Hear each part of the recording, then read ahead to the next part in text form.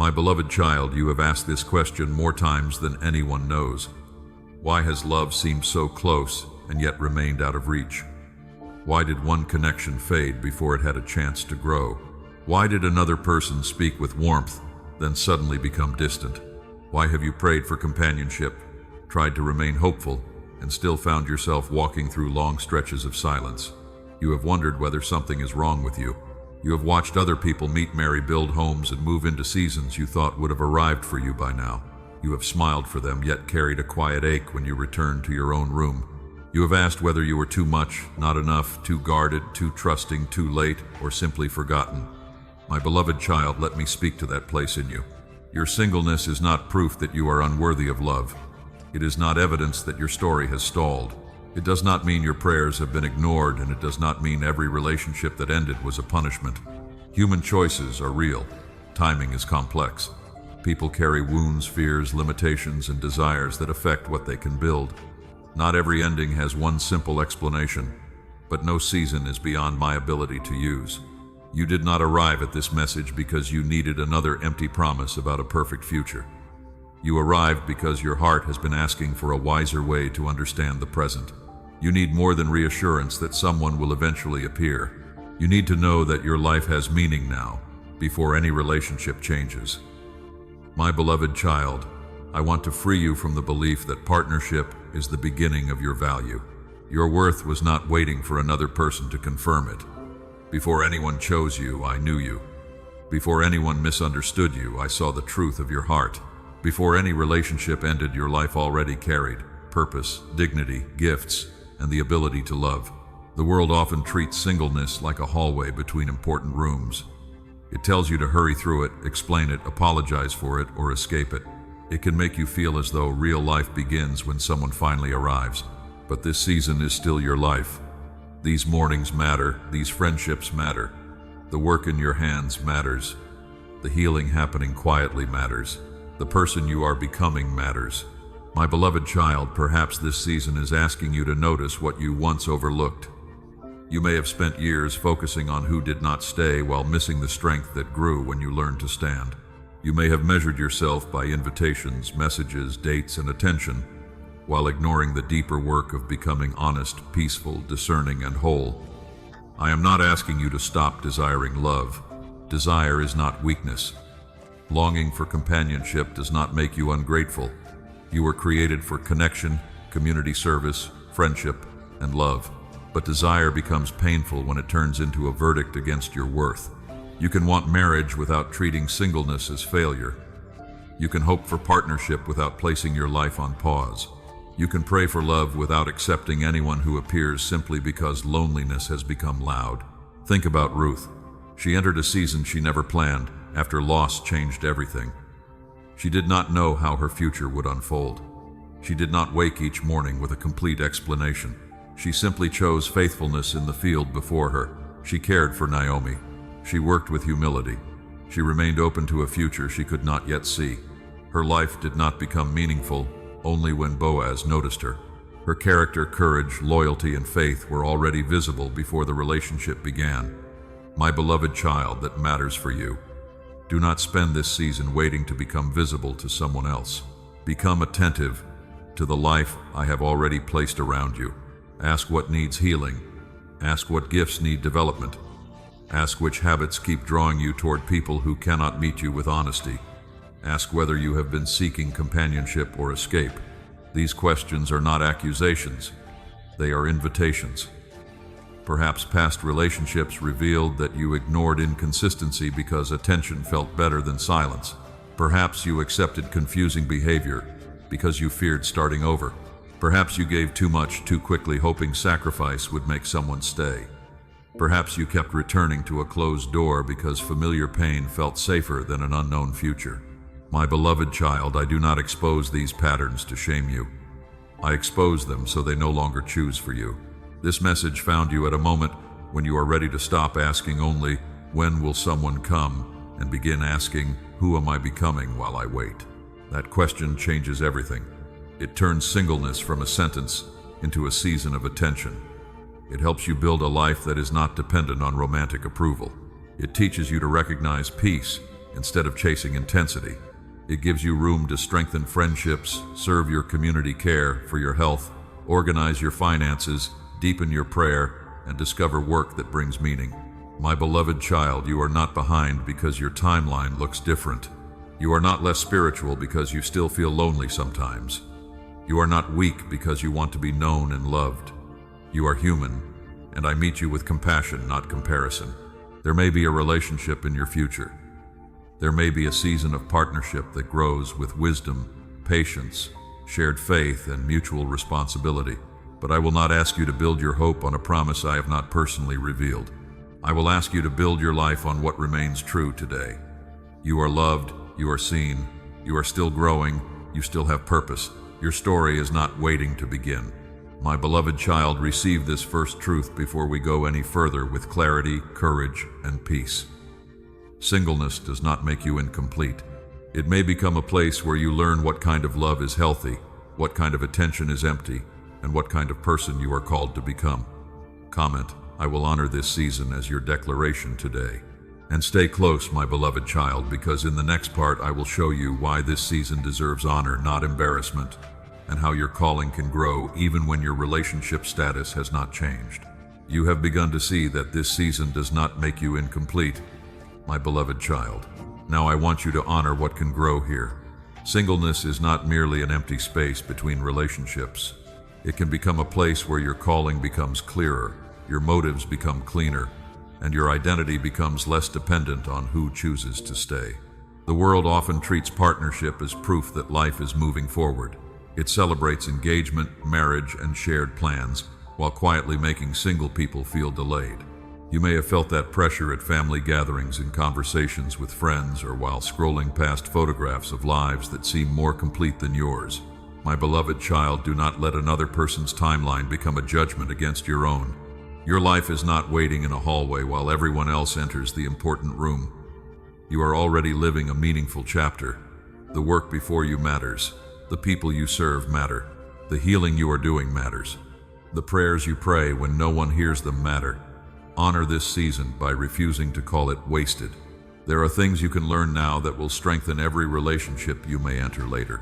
You can discover how you respond to loneliness, how you handle disappointment, and whether you know how to care for your own heart without demanding that another person carry all of your emotional weight. This is not about becoming so independent that you no longer need anyone. You were created for community. You need friendship-wise, counsel, spiritual fellowship, and people who can celebrate, challenge, and support you. But there is a difference between healthy connection and expecting romance to rescue you from yourself. My beloved child, a partner can share your life, but no human being can become the foundation of your identity. When you make another person responsible for proving your worth, their attention begins to control your peace. A delayed message feels like rejection. A change in tone feels like danger. Their approval becomes more important than truth. You may accept behavior that wounds you because losing the relationship feels like losing yourself. This season can teach you another way. It can teach you to receive love without begging for it. It can teach you to notice inconsistency before attachment becomes deep. It can teach you to speak honestly instead of performing whatever version of yourself seems easiest to accept. It can teach you that peace is more valuable than constant emotional intensity. My beloved child, your calling is not limited to a job, platform, ministry, or public achievement. Calling also appears in the kind of person you become. It is visible in how you love your family, how you use your gifts, how you handle money, how you respond to correction, and how you treat people who can offer you nothing. Before David was known as a king, he was faithful in fields that seemed ordinary. He cared for what had been placed in his hands. He learned courage away from applause. He developed a private life with me before responsibility became public. The field was not a delay in his calling. The field was part of his calling. My beloved child, do not despise the field you are standing in now. Perhaps your field is caring for an aging parent. Perhaps it is rebuilding your health, learning a skill, paying down debt, serving quietly, or creating something that has lived in your heart for years. You may be waiting for love, while I am also asking you to notice the assignment already beside you. What have you postponed because you believed real life would begin after marriage? What dream have you placed on hold? What friendship have you neglected What part of your spiritual life receives attention only when you are hurting? These questions are not meant to make you busier. They are meant to help you become present. Honor your singleness by living fully, not by filling every moment with activity to avoid loneliness. Rest matters, silence matters, joy matters. You do not need to turn this season into a performance of constant productivity. My beloved child, some days will still feel lonely. You may miss having someone to call at the end of the day. You may long for shared decisions, affection, companionship, and a home built with another person. Do not shame yourself for that desire. Bring it to me honestly, but do not let longing make every available person look suitable. Loneliness can lower standards that wisdom worked hard to build. It can persuade you to overlook secrecy, disrespect, emotional unavailability, conflicting values, or a pattern of broken promises. It can make temporary attention feel like covenant love. Honor your calling by refusing to settle for a connection that requires you to abandon truth. This does not mean searching for a perfect person. No one enters relationship without weakness, history, or areas that still need growth. It means paying attention to character, accountability, humility, consistency, and the willingness to build something healthy together. My beloved child, the right relationship will not require you to become smaller so another person can feel secure. It will not ask you to silence your faith, hide your gifts, or ignore your boundaries. Healthy love makes room for two people to grow without turning one person into the savior of the other. Use this season to become familiar with your own values. Know what you believe about commitment. Know how you want conflict to be handled. Know what behaviors you will not normalize. Know where you still need healing so you do not punish a future person for a past wound. The clearer you become, the less likely you are to confuse chemistry with compatibility. My beloved child, do not honor singleness by becoming cynical about love. Guarding your heart does not mean closing it completely. Wisdom is not suspicion. Discernment is not fear. You can remain open while moving slowly enough to observe fruit. Let people reveal themselves over time. Listen to how they speak about former relationships. Notice whether their actions agree with their promises. Notice whether they respect your no. Notice how they respond when corrected or disappointed. These observations are not games. They are part of loving wisely. Do not measure the value of this chapter by whether it ends in marriage. A season can be fruitful even when its conclusion is uncertain. You are learning to live from purpose instead of pressure, to welcome connection without worshiping it, and to trust that your dignity is secure. Whether companionship comes soon, later, or differently than you imagined, growth happening will not be wasted. It will strengthen the way you love, choose, serve, and remain faithful. Your calling deserves patience because your heart deserves care. Comment, "I will honor my calling in this season" as your declaration today, and remain close, my beloved child, because the next truth will change how you view commitment itself. In the next part, I will show you why a relationship is more than attraction, and why the person you join your life with must be able to build with you in faith, truth, responsibility, and shared direction. You have learned to honor this season, my beloved child. Now I want you to understand why choosing a relationship deserves more than excitement. Love is not merely the feeling of being noticed, desired, or comforted. A lasting relationship joins two lives, two histories, two habits, two responsibilities, and two directions. What begins as attraction can eventually influence your faith, your peace, your family, your work, and the way you understand yourself. This is why commitment should never be treated casually. My beloved child, attraction can begin quickly, but covenant is built slowly. Attraction notices chemistry. Covenant examines character. Attraction enjoys the moment. Covenant asks whether two people can continue choosing truth, patience, responsibility, and love when the moment becomes difficult. You may have met people who made you feel alive within a few conversations. Their attention felt warm. Their words seemed perfectly timed. You began imagining a future before their character had enough time to become visible. Then confusion entered. Promises became inconsistent. Communication changed. The relationship that felt certain began to reveal that desire had moved faster than wisdom. Do not shame yourself for wanting to believe the best, but learn to let time reveal what emotion cannot. My beloved child, a spiritual covenant is not magic. and it is not a guarantee that two believers will never struggle. It is a serious commitment to build a shared life under truth, humility, faithfulness, and mutual care.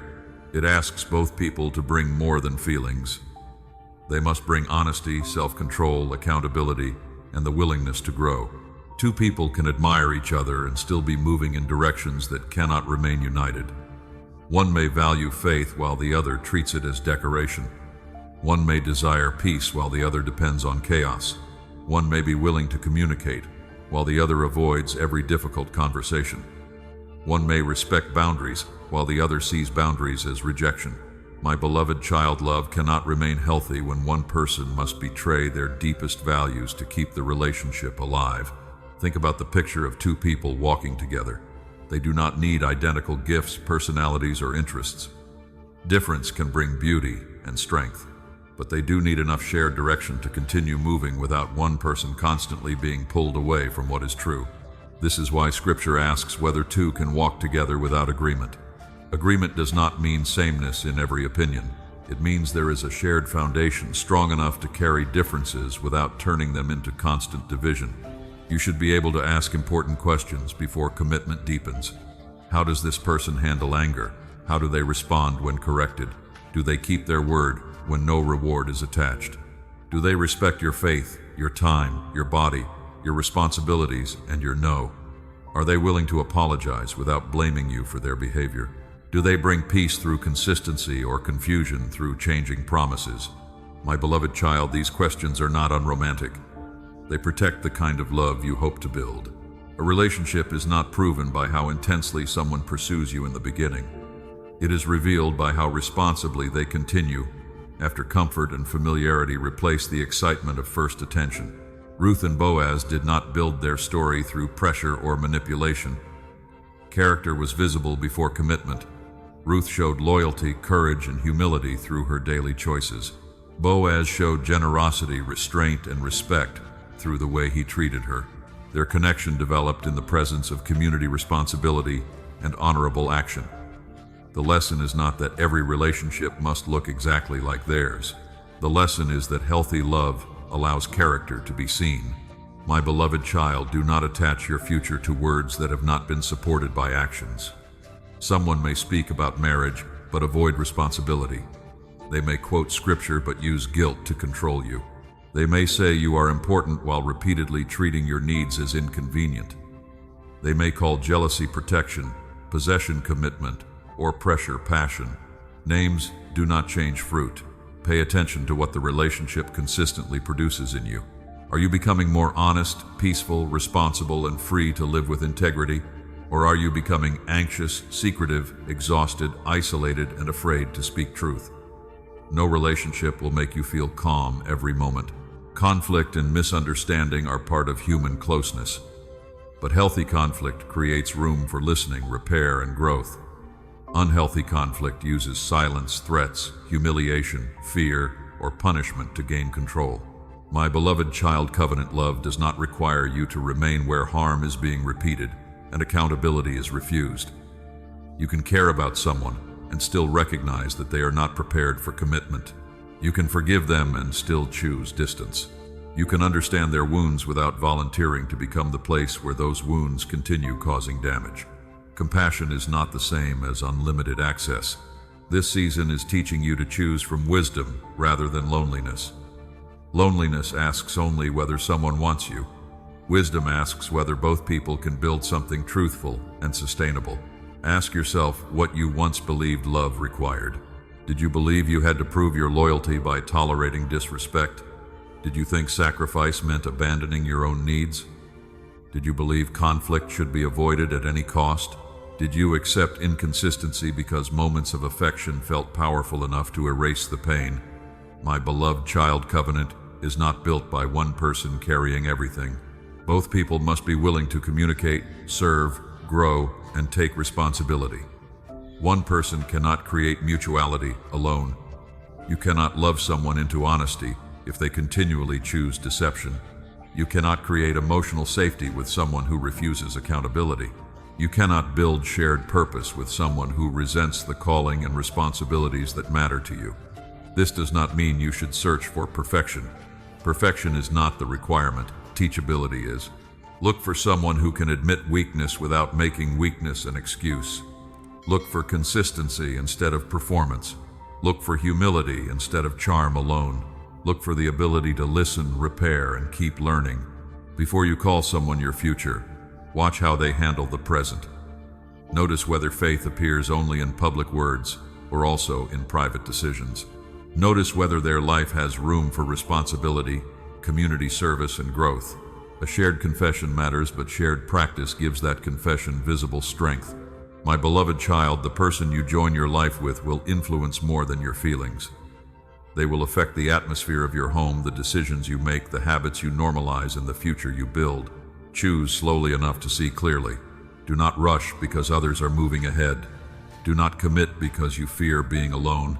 Do not remain because starting over feels embarrassing. Let truth have time to speak. Comment, "I will choose covenant with wisdom" as your declaration today. And remain close, my beloved child, because understanding covenant is only the beginning. In the next part, I will show you how to sharpen discernment so attraction does not blind you to character patterns and the direction a connection is truly taking. Now that you understand why covenant deserves patience, my beloved child, I want to teach you how to see clearly before your heart becomes deeply attached. Attraction can be beautiful, but attraction alone cannot tell you whether a person is ready to build, grow, and walk with you in truth. Discernment is not suspicion. It is the quiet ability to notice what emotion may try to ignore. You may feel drawn to someone because they are confident, attentive, charming, or spiritually expressive. They may say the right things, remember details about you, and create a sense of closeness very quickly. But early attention is not the same as proven character. My beloved child, do not make permanent decisions from temporary intensity. Give people time to become consistent. Watch what happens after the first excitement fades. Notice whether their words and actions continue agreeing. Notice whether they remain respectful when you disagree. Notice whether they can hear no without becoming cold, angry, or manipulative. Notice how they respond when they are disappointed, corrected, or asked to take responsibility. Discernment listens to patterns, not only promises. Someone may speak beautifully about faith but avoid honesty in ordinary life. They may talk about commitment while keeping several options open. They may describe themselves as peaceful while creating confusion everywhere they go. They may blame every former partner without recognizing anything they need to change. My beloved child, humility is easier to recognize than perfection. A healthy person can admit weakness. They can say, "I was wrong." They can apologize without turning the conversation back against you. They can receive correction without making you pay for speaking truth. They understand that growth requires accountability, not only good intentions. Ask whether they are capable of loving responsibly. There is a difference. Liking you may produce attention, compliments, and excitement. Responsible love produces patience, respect, consistency, honesty, and care for the consequences of its choices. Think about Samuel when he went to the house of Jesse. Human eyes were drawn toward outward appearance, but I reminded him that people look at what is visible while I look at the heart. This does not mean you can know another heart perfectly. Only I can. But you can observe fruit over time. My beloved child, stop trying to read hidden motives when visible patterns already give you enough information. You do not need to label someone evil to recognize that they are not healthy for you. You do not need a dramatic sign to step back from inconsistency. You do not need to prove that a person intended harm before admitting that their behavior repeatedly damages your peace. Discernment can say, "This connection is not right for me," without turning the other person into an enemy. You may have ignored warning signs before because you wanted the relationship to work. Perhaps you explained away dishonesty. Perhaps you accepted long periods of silence followed by sudden affection. Perhaps you kept lowering your expectations because you feared appearing difficult. My beloved child, standards are not cruelty when they protect dignity and truth. You are allowed to choose peace over confusion, even if the connection once felt powerful. Discernment also requires examining yourself. It is easy to focus entirely on whether another person is right while ignoring what your own wounds are seeking. Sometimes you are drawn to what feels familiar, even when familiar has never been healthy. Chaos may feel like passion because calm love seems unfamiliar. Distance may feel attractive because you learn to chase affection. Intensity may feel like intimacy because patience feels too quiet. Ask yourself why this person feels compelling. Do they remind you of a pattern you have lived before? Are you attracted to their character or to the challenge of winning their attention? Do you feel free to be honest, or do you keep performing so they will stay? Are you choosing them from peace or from fear that no one else will come? My beloved child, these questions are not meant to make you afraid of love. They help you enter love awake. Discernment does not close the heart. It opens the eyes. You also need wise community. Attraction can narrow your vision. Trusted friends, mature believers, counselors, or family members may notice patterns you have missed. Choose people who respect your dignity and do not control your decisions. Listen to those who have shown wisdom, honesty, and healthy relationships in their own lives. Do not dismiss every concern as jealousy. Listen, pray, observe, and take responsibility for your choice. My beloved child, no one else should choose your partner for you, but you should not isolate yourself from wise perspective. There may be times when your spirit feels unsettled, yet you cannot explain why. Do not immediately call every uncomfortable feeling a warning from me. Anxiety, past wounds, fatigue, and fear can also create uneasiness. Slow down and test what you feel. Ask whether there is evidence. Ask whether Scripture is being contradicted. Ask whether the relationship produces healthy fruit. Ask whether wise people see the same concern. Ask whether peace returns when you create distance and think clearly. Discernment becomes stronger when feelings are examined rather than worshipped. My beloved child, do not search for signs while ignoring behavior. A song dream, repeated number, or coincidence cannot make dishonesty safe. Spiritual language cannot transform manipulation into love. Chemistry cannot turn incompatible values into shared direction. One powerful conversation cannot erase a pattern of disrespect. Let truth remain practical. How do they treat service workers? How do they speak about people who cannot benefit them? How do they manage money, time commitments, and anger? Do they have healthy friendships and accountability? Can they celebrate your growth without becoming threatened? Are they interested in your purpose or only in the attention you give them?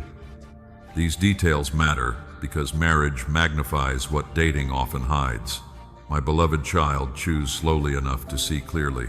You do not need to rush commitment because the connection feels rare. What is healthy will not require you to abandon wisdom. A person prepared for covenant will respect the time needed to build trust. They will not pressure you to prove love through secrecy, physical intimacy, financial sacrifice, or immediate promises. Pressure is not proof of passion.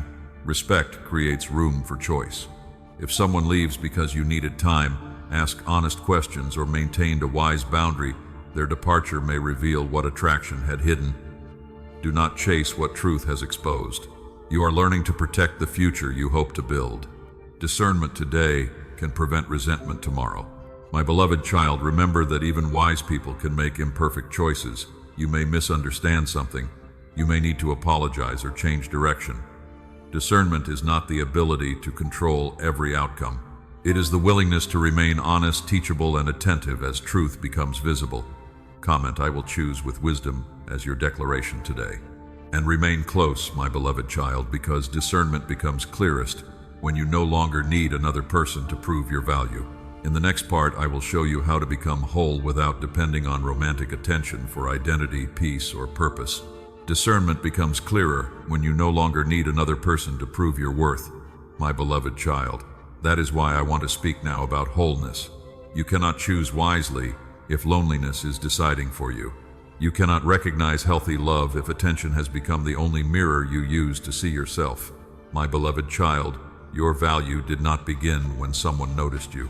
It was present before the invitation, before the compliment, before the relationship, and before the heartbreak. I knew you before anyone formed an opinion about you.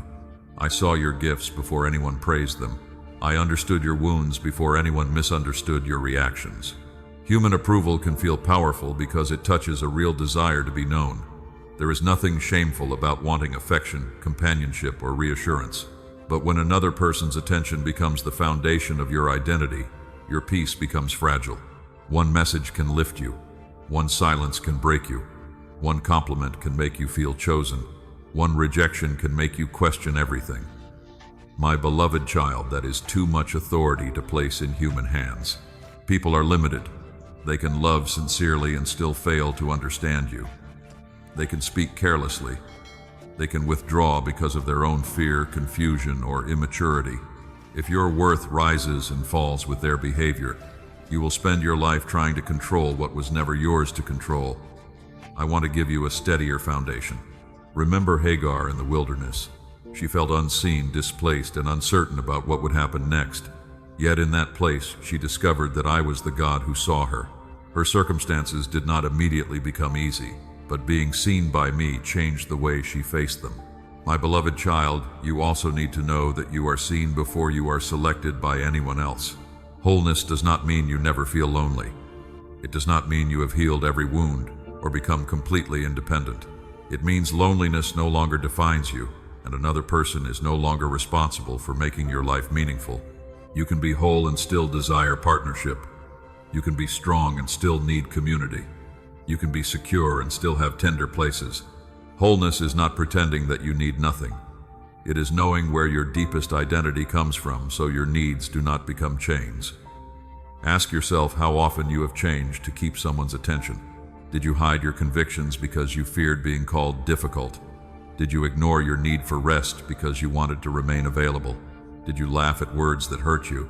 Did you accept uncertainty because asking for clarity felt risky? Did you give more than you could afford emotionally, financially, or physically, hoping generosity would make someone choose you? My beloved child, love that requires self-abandonment is not teaching you how to become whole. You may have believed that being easy to love meant never having needs, never disagreeing, and never setting limits. But a healthy relationship needs two honest people, not one person performing peace while resentment grows underneath. Your voice matters. Your boundaries matter. Your time matters. Your body matters. Your responsibilities matter. Your faith matters. Wholeness allows you to bring these things into relationship without apology. It also teaches you to enjoy your own life without waiting for romance to make every moment valuable. Notice what brings you peace. Build routines that support your health. Strengthen friendships that are not based on attraction. Learn to spend time alone without turning solitude into a courtroom where you judge yourself. My beloved child, create a life that has room for love, but is not empty without it. Prepare meals that nourish you. Keep your home with care. Take walks, read, learn, serve, laugh with people who know your heart. Develop the gifts you once postponed. Handle your money with wisdom. Rest without believing you must earn it. These ordinary practices teach your nervous system that safety does not depend on constant romantic reassurance. You may not always feel transformed while doing them. Growth often looks quiet. It appears when you stop checking your phone every few minutes. It appears when you no longer chase a confusing answer. It appears when you can enjoy a good day without wishing someone else were there to validate it.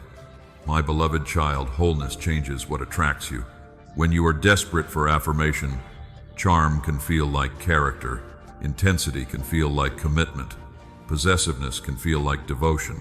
But when your identity becomes steadier, you begin to notice peace, honesty, patience, and consistency. You stop being impressed by attention that has no responsibility. You stop calling confusion chemistry. You stop mistaking pursuit for preparation. You begin asking whether a person can share a life, not merely create a feeling. This is why past endings may have pushed you toward deeper truth. Some relationships revealed where you were still searching for yourself in another person's eyes. Some disappointments showed you how quickly you abandoned your standards when affection appeared. Do not despise what you learned. My beloved child, learning through pain does not mean the pain was good. It means pain will not have the final word. You can take wisdom from the experience without building your identity around the wound. Forgive yourself for the times you stayed too long. Forgive yourself for the moments you ignored what you knew. Forgive yourself for believing that another person's inability to love well meant you were difficult to love.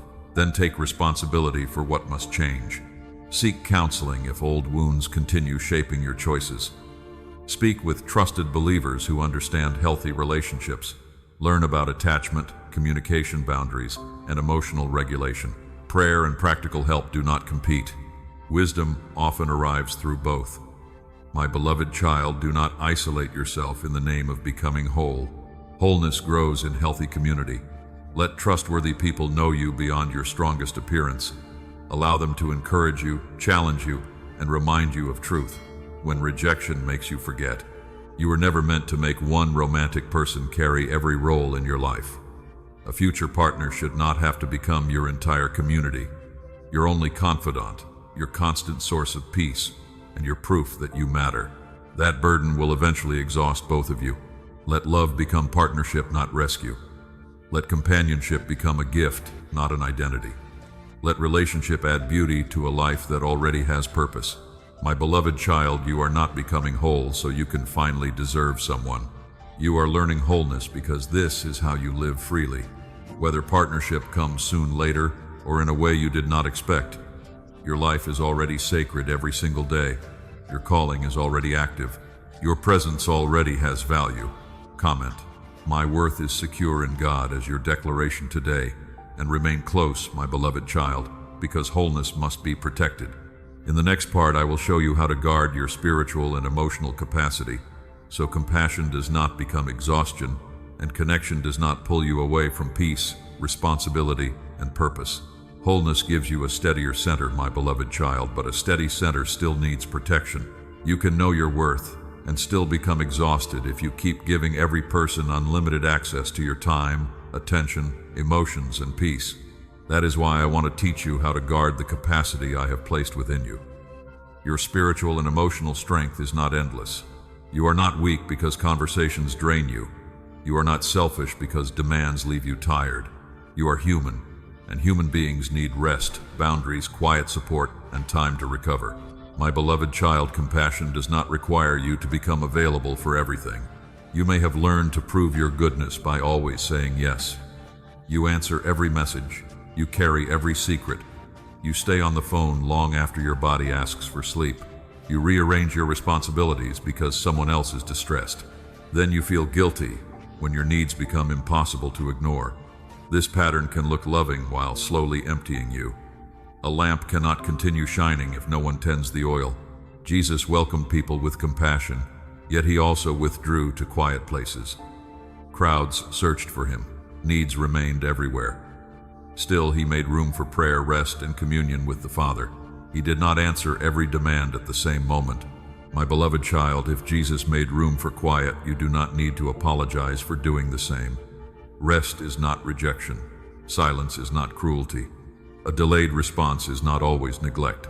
Sometimes protecting your capacity means telling someone, I care about you, but I cannot carry this conversation tonight. Sometimes it means turning off your phone, keeping a medical appointment, completing your work, attending worship, or sleeping, instead of remaining awake to manage another person's crisis. Healthy boundaries do not deny love. They give love a shape that can continue. Without boundaries, generosity often becomes resentment. You keep giving beyond what is wise, then become angry that no one noticed the cost.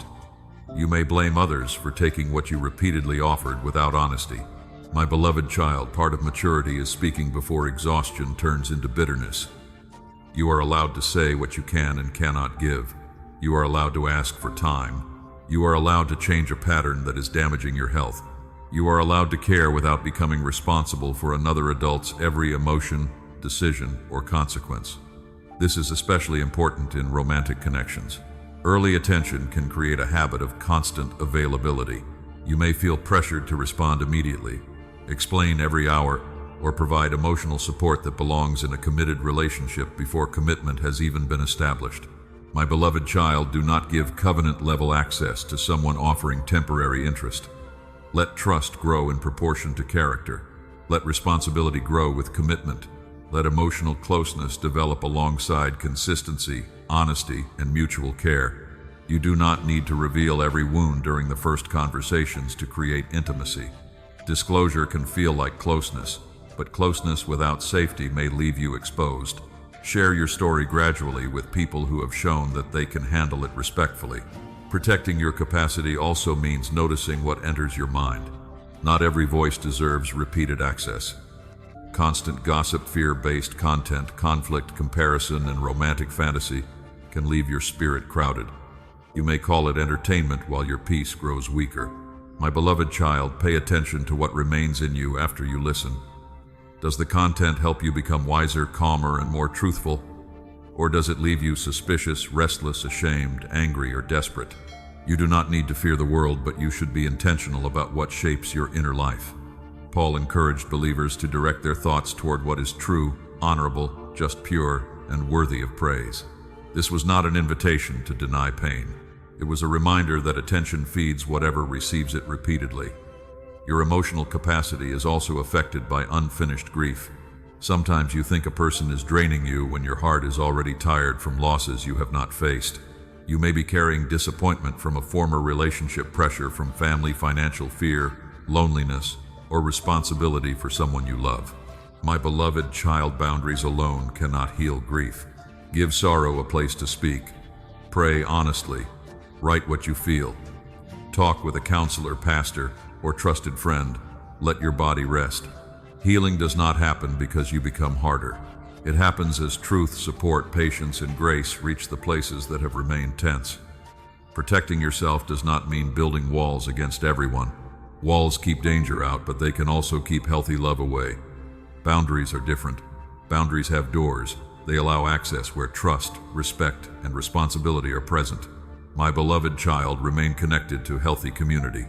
Let trustworthy people support you too.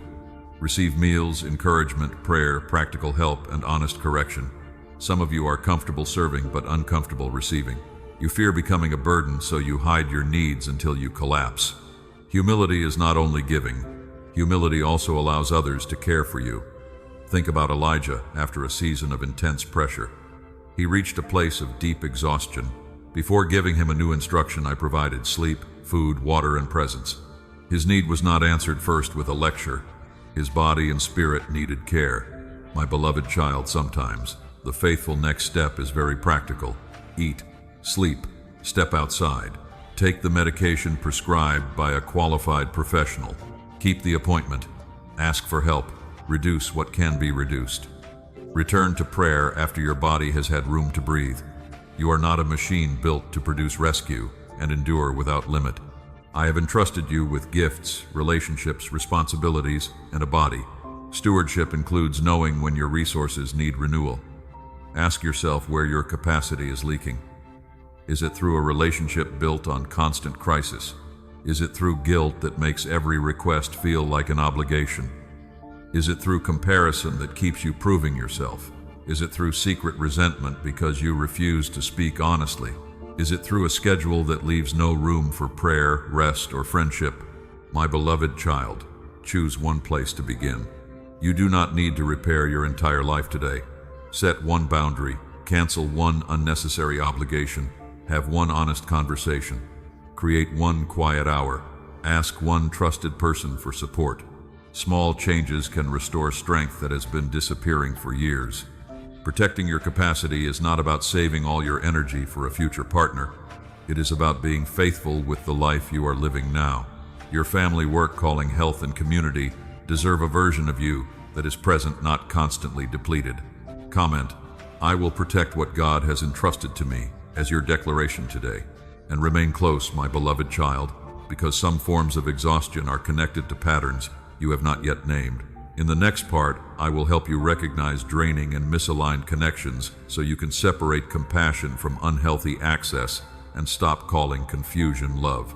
You have begun protecting what I entrusted to you, my beloved child. Now you must learn to recognize the connections that keep draining what you are trying to restore. Not every person who enters your life is meant to remain close. Some may be kind but unprepared. Some may care yet still be misaligned with your values, responsibilities, or direction. My beloved child, misalignment does not always arrive wearing an obvious warning. Sometimes it arrives as charm without consistency.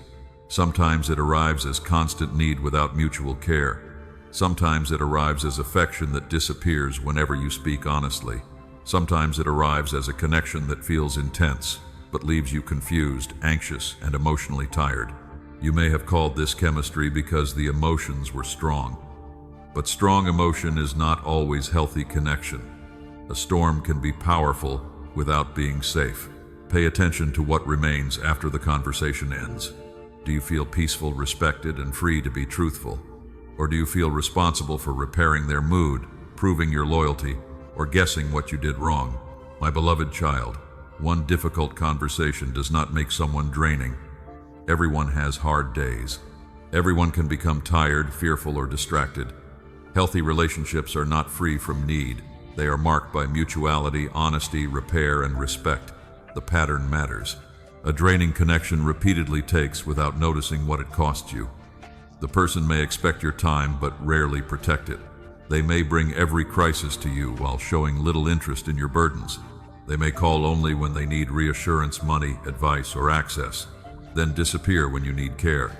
Compassion may keep you involved long after wisdom tells you the pattern is unhealthy. My beloved child, you can understand why someone behaves this way without continuing to accept the behavior.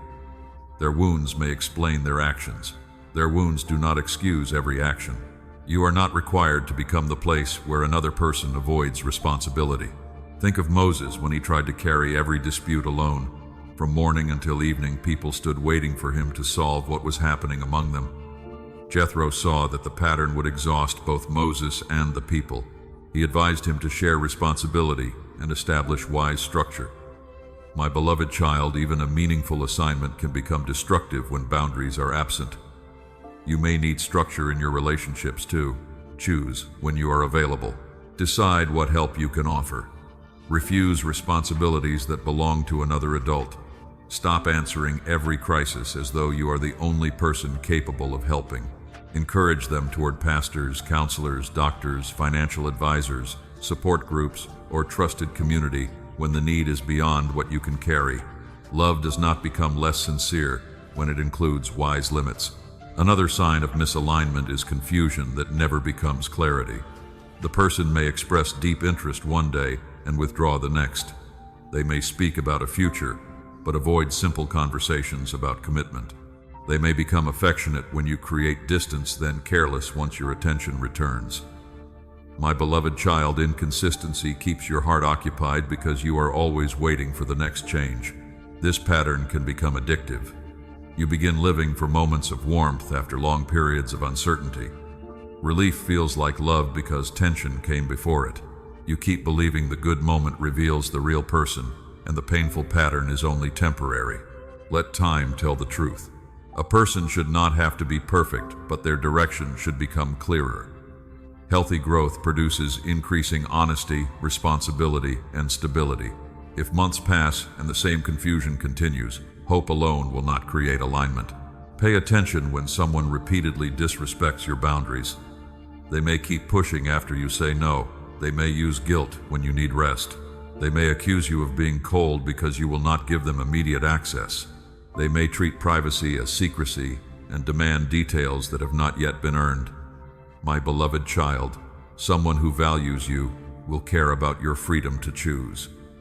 Pressure is not intimacy. Control is not protection. Jealousy is not proof of devotion.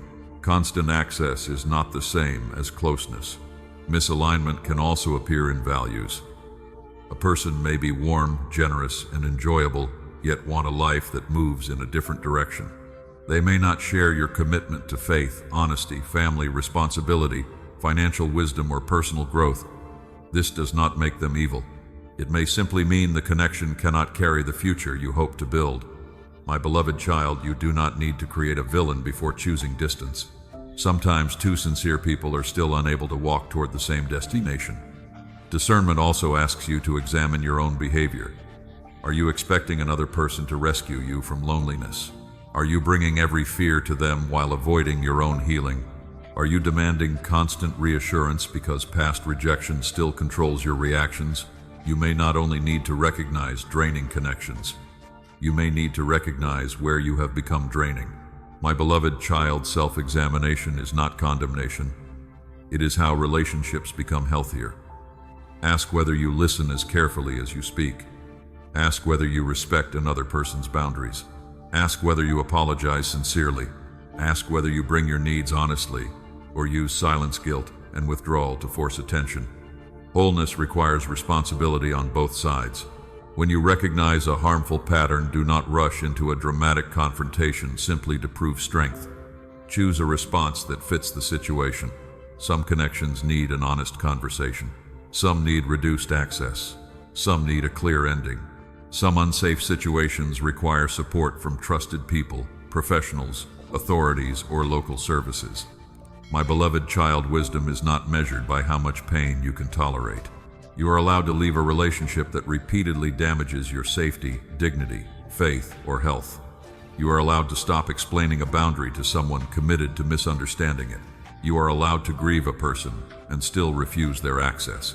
After creating distance, expect mixed emotions. Relief may come with sadness. Peace may come with doubt. You may miss the good moments and wonder whether you were too severe. Clarity often returns slowly as your heart learns that peace can feel unfamiliar after emotional chaos. Return to the pattern, not only the memory. Ask what repeatedly happened. Ask what responsibility was accepted. Ask whether change became visible. Ask what the connection produced in your life. My beloved child, do not let one tender memory erase months of confusion. Seek wise support while you make these decisions. Isolation makes it easier to return to unhealthy patterns. Let trustworthy people remind you of truth when loneliness edits the story. Comment, "I will recognize what drains my peace" as your declaration today. And remain close, my beloved child, because recognizing a misaligned connection does not immediately remove its hold. In the next part, I will help you release unhealthy attachments from the past, so memory, longing, and unfinished hope no longer keep your heart tied to what wisdom has asked you to leave. Recognizing a draining connection is an important beginning, my beloved child, but recognition alone does not always release the heart. You can know someone was wrong for you and still miss them. You can understand why distance is necessary and still feel drawn toward memories and the future you imagined. That tension does not mean you are weak. It means attachment has roots. Some roots grow through shared experiences, vulnerability, and the hope that this person would become what you needed. Even after the relationship ends, the heart may continue reaching for a story that never fully existed. My beloved child, you are not only grieving a person, you may be grieving the apology you never received. You may be grieving the family you pictured. You may be grieving the version of yourself who believed this relationship would heal old loneliness. You may be grieving the trust and energy you invested. This is why release can take longer than the decision to leave. Do not shame yourself for needing time, but do not confuse grief with a command to return. Missing someone is not proof that the relationship was healthy. Feeling tenderness does not erase the pattern that required distance. The heart can remember warmth while forgetting confusion. It can replay the best moments and silence the nights when you felt anxious or dismissed. My beloved child, memory is not always an honest narrator when loneliness begins editing the story. Return to truth. Write down what actually happened. Name the promises that were broken. Name the conversations that never changed anything. Name how you felt while waiting for another message or temporary return. This is not about feeding bitterness. It is about protecting clarity. The Israelites once looked back toward Egypt and remembered food while forgetting bondage. Pressure made the familiar past seem safer than the uncertain road ahead. They romanticized what had wounded them because freedom required courage. My beloved child, you may be doing something similar. The known pain of an old connection can feel easier than the unknown silence of healing. The old pattern is familiar, but familiarity is not safety, and history is not a reason to remain bound to what diminishes you. Release begins when you stop asking the past to become what it repeatedly refused to be. You may still be checking their page, rereading messages, or interpreting small signs as reasons to reopen the door. Each action may seem harmless, but together they keep emotional access alive. My beloved child, distance becomes healing only when you stop using distance to create another form of closeness. Do not step away while secretly waiting for them to notice your absence. Do not call silence a boundary if you are using it to provoke pursuit.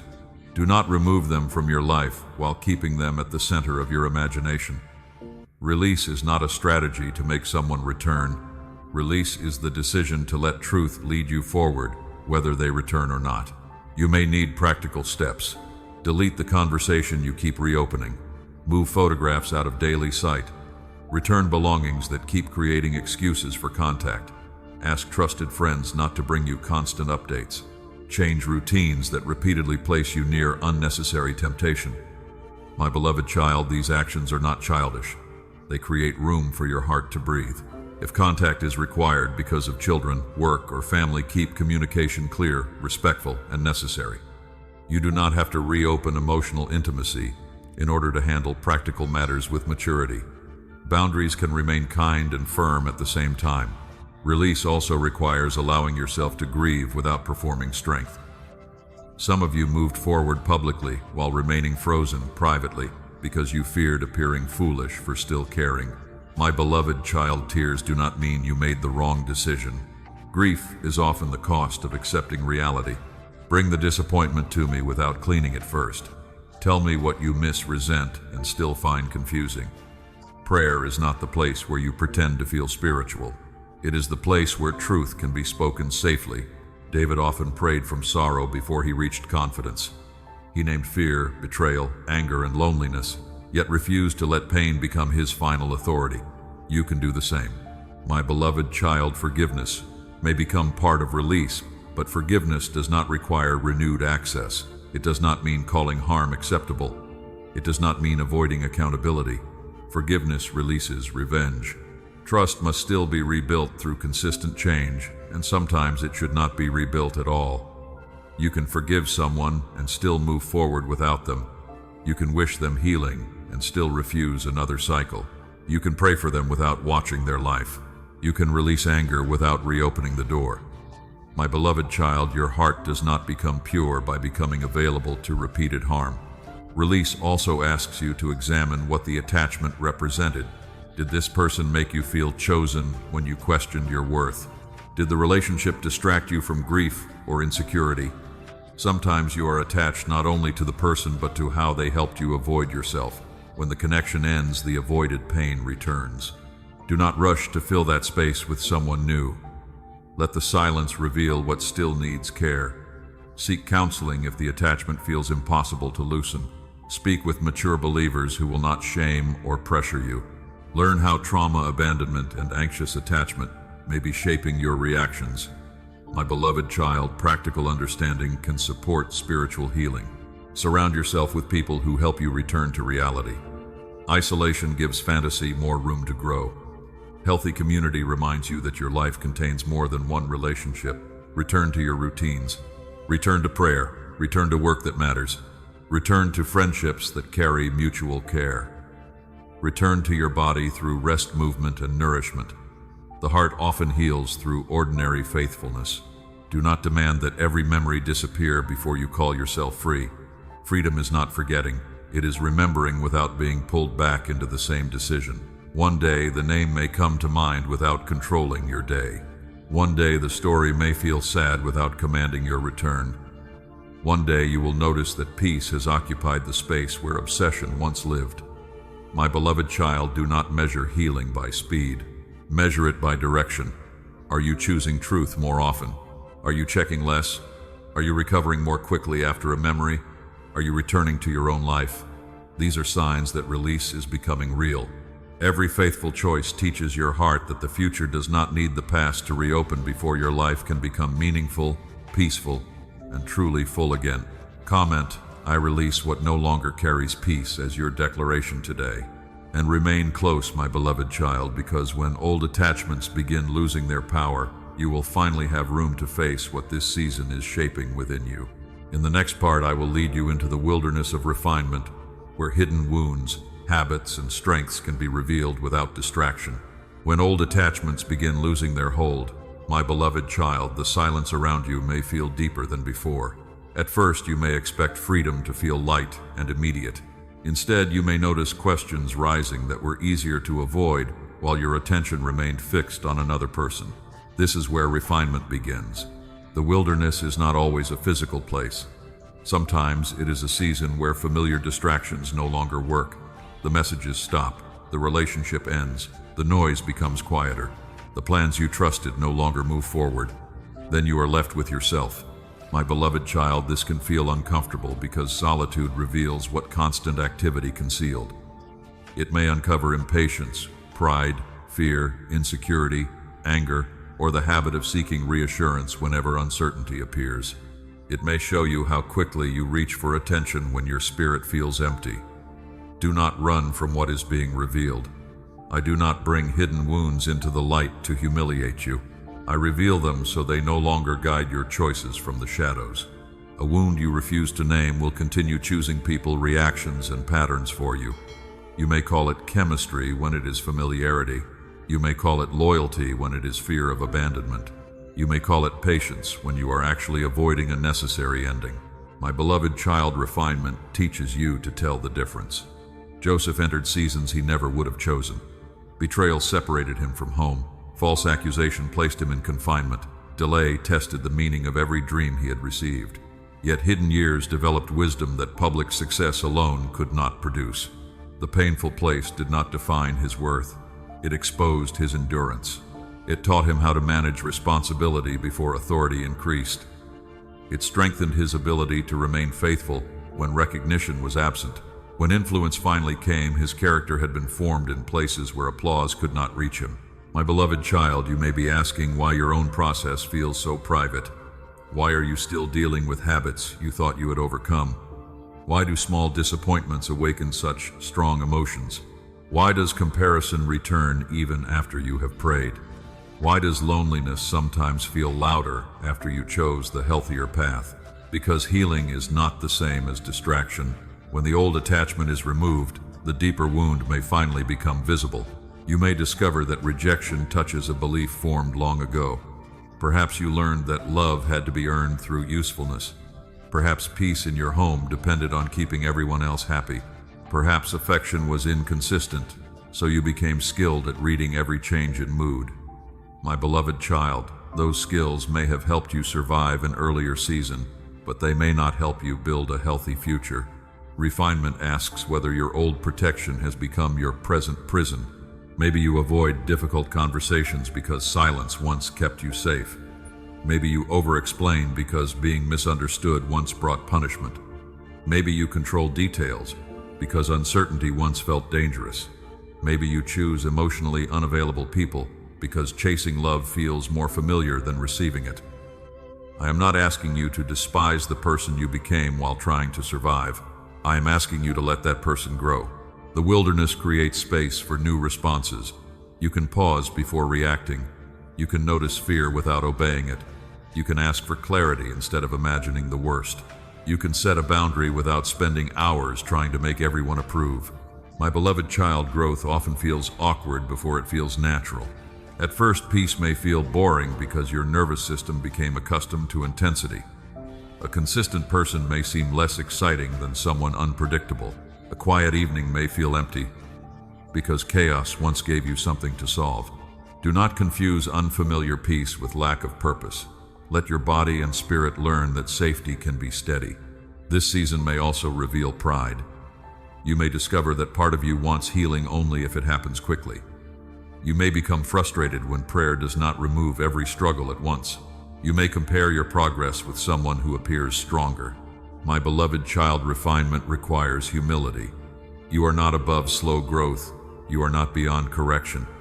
You are not too spiritual to need counseling, accountability, rest, or practical support. Naaman almost rejected healing because the instructions seemed too ordinary.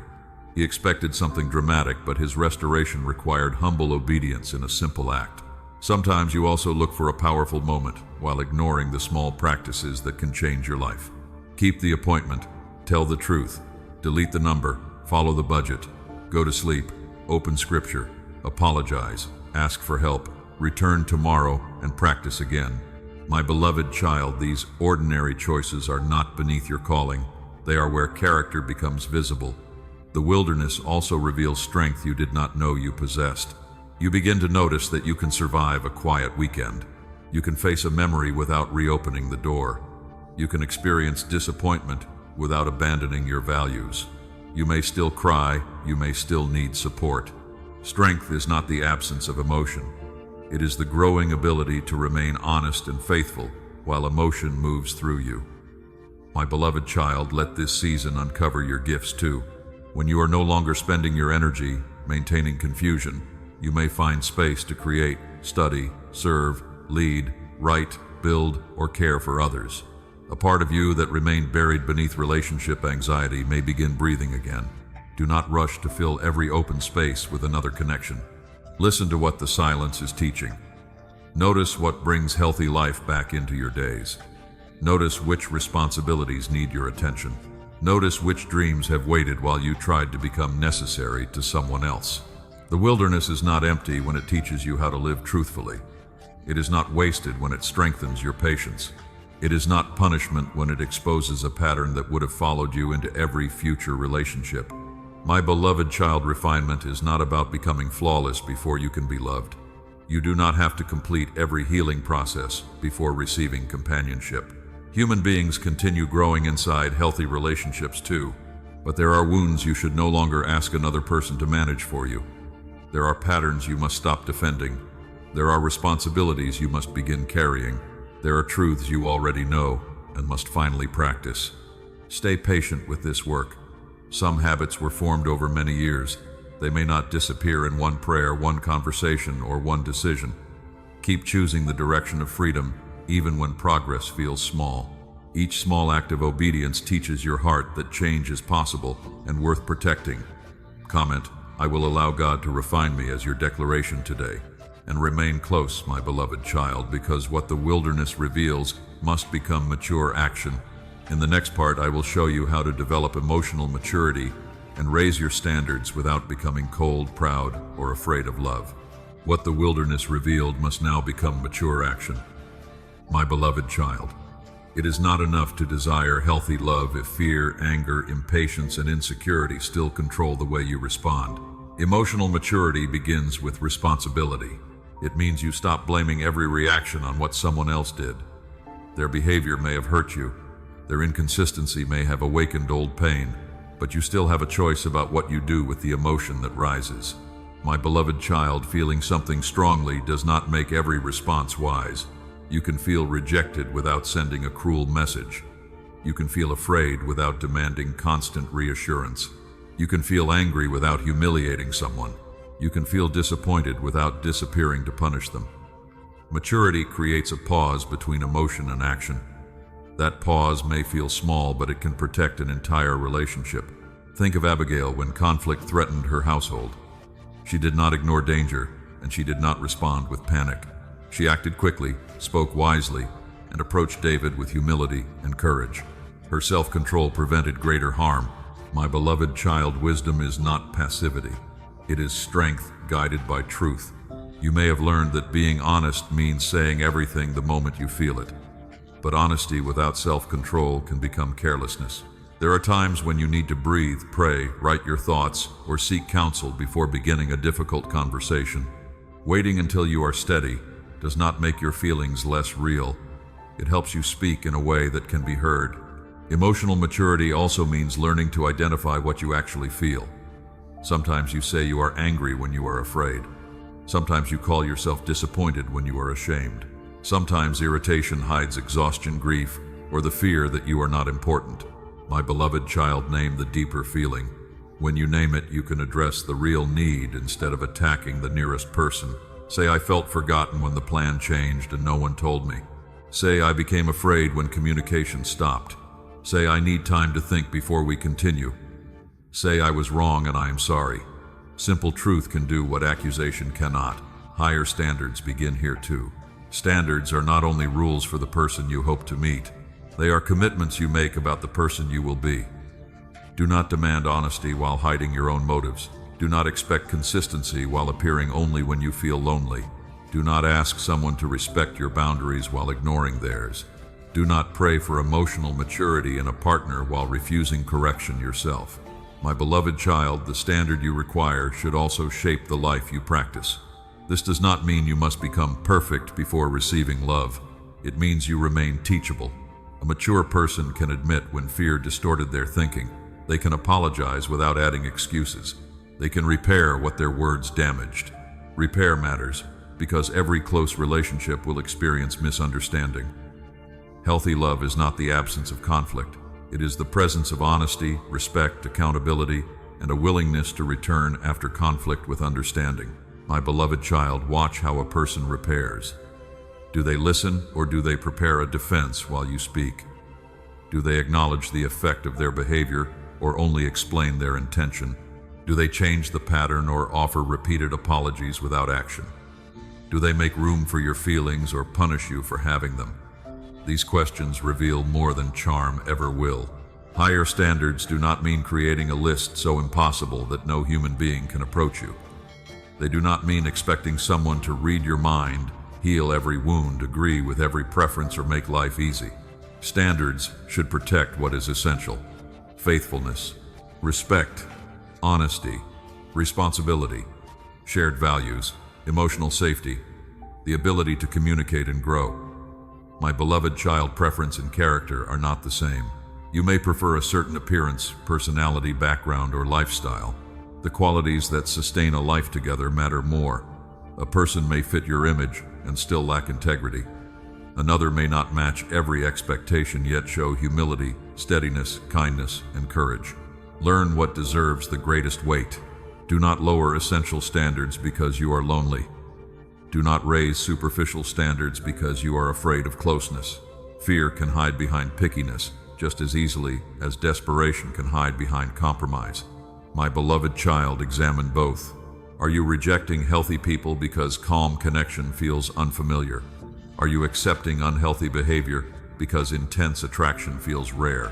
Are you demanding perfection so no one can reach you? Are you overlooking serious concerns because you fear another empty season?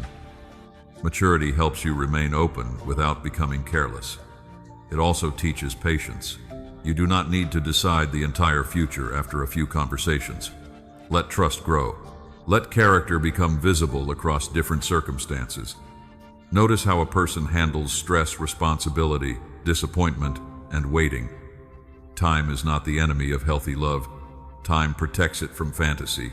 My beloved child, avoid rushing physical or emotional intimacy before trust has formed.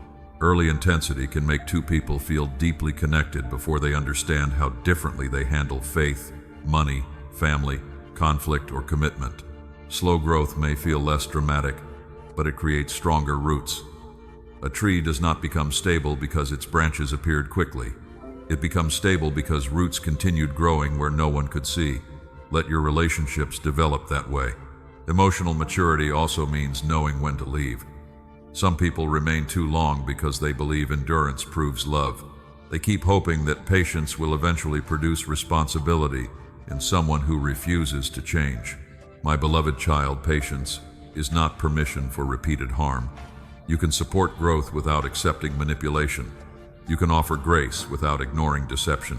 You can believe people can change without building your life on change they have not chosen.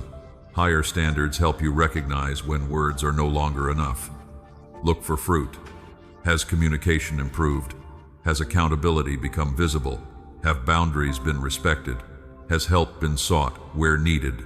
Has the same wound continued without sincere effort toward healing? Do not confuse potential with preparation. My beloved child, someone may have beautiful potential and still not be ready for covenant. You are not cruel for acknowledging that truth. Your role is not to turn another adult into the person they could become. You can encourage, pray, and speak honestly, but their growth remains their responsibility. Your growth remains yours. Continue practicing self-control in ordinary moments. Speak gently when frustration rises. Keep your commitments. Ask questions before assuming. Rest before exhaustion becomes anger. Seek help before shame isolates you. These habits may not feel prophetic, but they prepare you for lasting love. Comment, "I will grow in maturity and wisdom" as your declaration today, and remain close, my beloved child, because maturity creates space for gifts that were buried beneath emotional survival. In the next part, I will show you how solitude can uncover the abilities, ideas, and assignments I placed within you before any relationship became the center of your attention. Emotional maturity has created new space within you, my beloved child. When fear, confusion, and the need for constant reassurance no longer occupy every corner of your heart, you begin to notice what has been waiting quietly beneath them. Gifts often become visible when survival is no longer demanding all your attention. It gives you time to explore abilities that never had a place to grow. It allows ideas to rise without immediately being interrupted by the needs, opinions, or expectations of another person. My beloved child, solitude is not proof that your life lacks purpose. You may have spent years believing your greatest contribution would begin after marriage, after a partner arrived, or after someone finally believed in you. You imagined that companionship would unlock confidence, discipline, or direction. But some doors open when you stop waiting for another person to turn the handle. Ask yourself what has repeatedly drawn your attention. What subject makes you want to learn more? What problem do people often bring to you? What kind of work gives you energy instead of only taking it? What idea has returned through different seasons, even after you tried to ignore it? My beloved child, gifts are not always dramatic. Some people speak publicly. Others listen with unusual patience. Some organize what feels chaotic. Some create beauty through words, music, design, food, or craftsmanship. Some teach. Some notice the person everyone else overlooks. Some build systems, care for children, solve practical problems, or bring peace into tense rooms. Do not dismiss a gift because it seems ordinary. Think about Bezalel, whom I filled with skill, understanding, and craftsmanship for the work of the tabernacle. His calling did not look like preaching before a crowd. It appeared through careful hands, creative wisdom, and attention to detail. My beloved child, sacred work is not limited to a platform. The ability to repair, plan, cook, write, design, teach, manage, comfort, or create can become an offering when it is practiced with integrity and love. Your gift may already be present but undeveloped. A gift does not become useful merely because it exists. It needs practice. It needs discipline. You may feel inspired to write, but inspiration must eventually meet the blank page. You may sense a desire to lead, but leadership must learn service, listening, and responsibility. You may feel called to help others, but compassion must grow alongside wisdom and healthy boundaries. My beloved child, do not confuse potential with preparation. Use this season to become skilled. Take the course, read the book, practice when no one is watching, accept feedback without treating correction as rejection. Small, faithful efforts can prepare you for opportunities that excitement alone could never sustain. Solitude also reveals whether you love the work itself or only the attention you imagined it might bring. When there is no applause, will you continue? When progress is slow, will you practice? My beloved child, hidden seasons purify motives. They teach you to create because the work matters, not only because recognition feels good. They teach you to serve without needing every act to become visible. They remind you that influence without character can become dangerous. David learned music, courage, observation, and responsibility while tending sheep.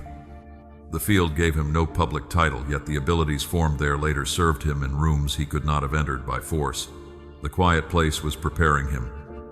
My beloved child, your present responsibilities may be doing the same. The job you consider temporary may be teaching patience and communication. The family member you care for may be deepening compassion. The financial limitation you dislike may be developing creativity and discipline. The season of rebuilding your health may be teaching you how to live with greater wisdom. Do not romanticize hardship, but do not assume nothing valuable can grow there. Solitude can also strengthen your relationship with me. Without constant romantic distraction, you may notice how often you used another person to avoid silence. You may have reached for messages before prayer, attention before reflection, or fantasy before honest self-examination. My beloved child, come closer without turning closeness into performance. Sit with me. Open scripture slowly. Tell me what you desire. Listen to what truth reveals. Let prayer become conversation, not a way to force a specific outcome. As your inner life becomes steadier, your gifts will gain healthier direction.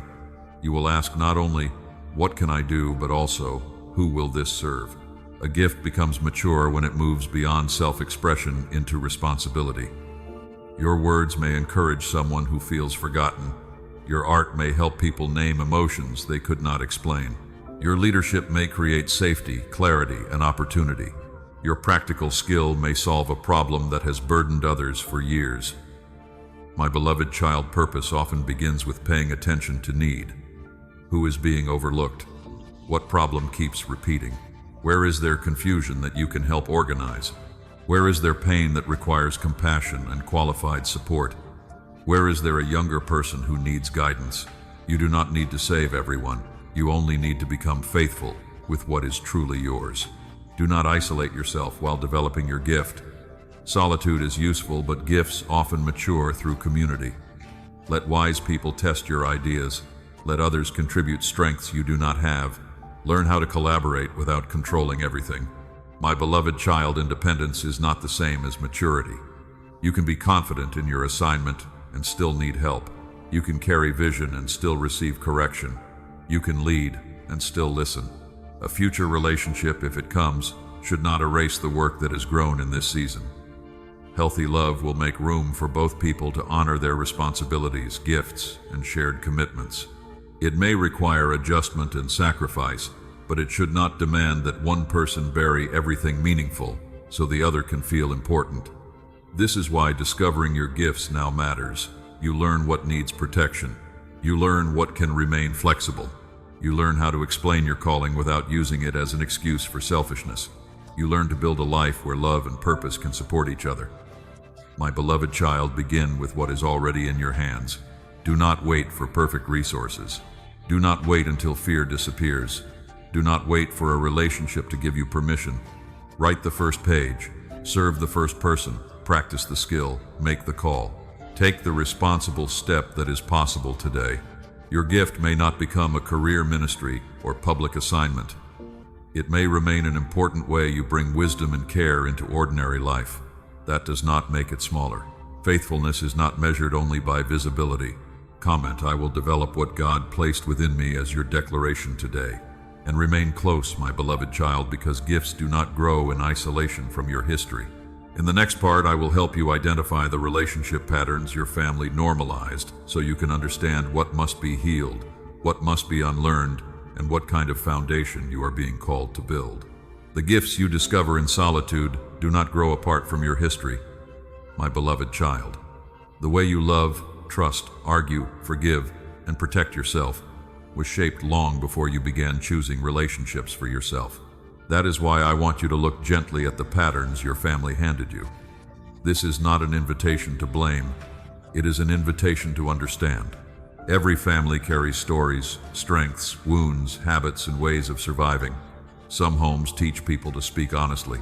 Others teach them to hide feelings so conflict will not grow. Some families practice repair after mistakes. Others move forward without apologies and expect everyone to forget. My beloved child, what was familiar may have become your definition of normal. Perhaps love in your home was present but rarely spoken. You learned to guess whether you mattered instead of hearing reassurance. Perhaps affection appeared only after achievement, so you began believing that love had to be earned through usefulness, success, or sacrifice. Perhaps conflict was loud and frightening, or perhaps conflict disappeared beneath silence. No one shouted, but no one told the truth either. Tension remained in the room while everyone acted as though nothing had happened. You may have learned that peace means avoiding difficult conversations even when resentment continues growing underneath. My beloved child, silence is not always peace. Sometimes it is fear wearing a quiet face. Look at the patterns surrounding commitment. Were promises kept? Was betrayal treated as something unavoidable? Did one person repeatedly leave while another kept accepting the same wound? Did people stay together physically while becoming emotionally absent?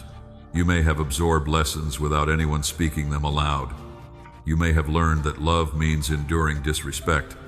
You may have learned that loyalty means never setting a boundary. You may have learned that forgiveness means allowing the same harm to continue. You may have learned that being alone is worse than being mistreated. My beloved child, a pattern can feel true simply because it has been repeated. But repetition does not turn harm into wisdom. Think about Abraham and Sarah.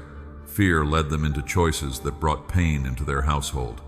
Later, some similar struggles appeared in the next generation through secrecy, favoritism, and attempts to control outcomes.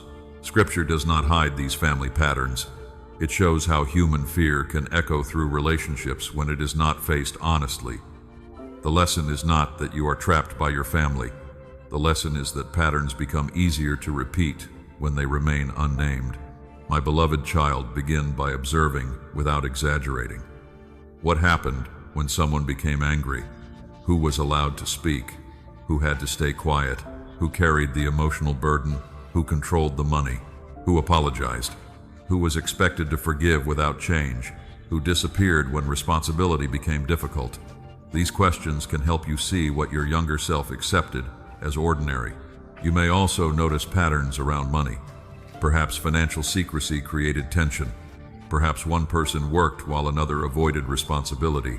Perhaps love was expressed through spending while debt and fear remained hidden.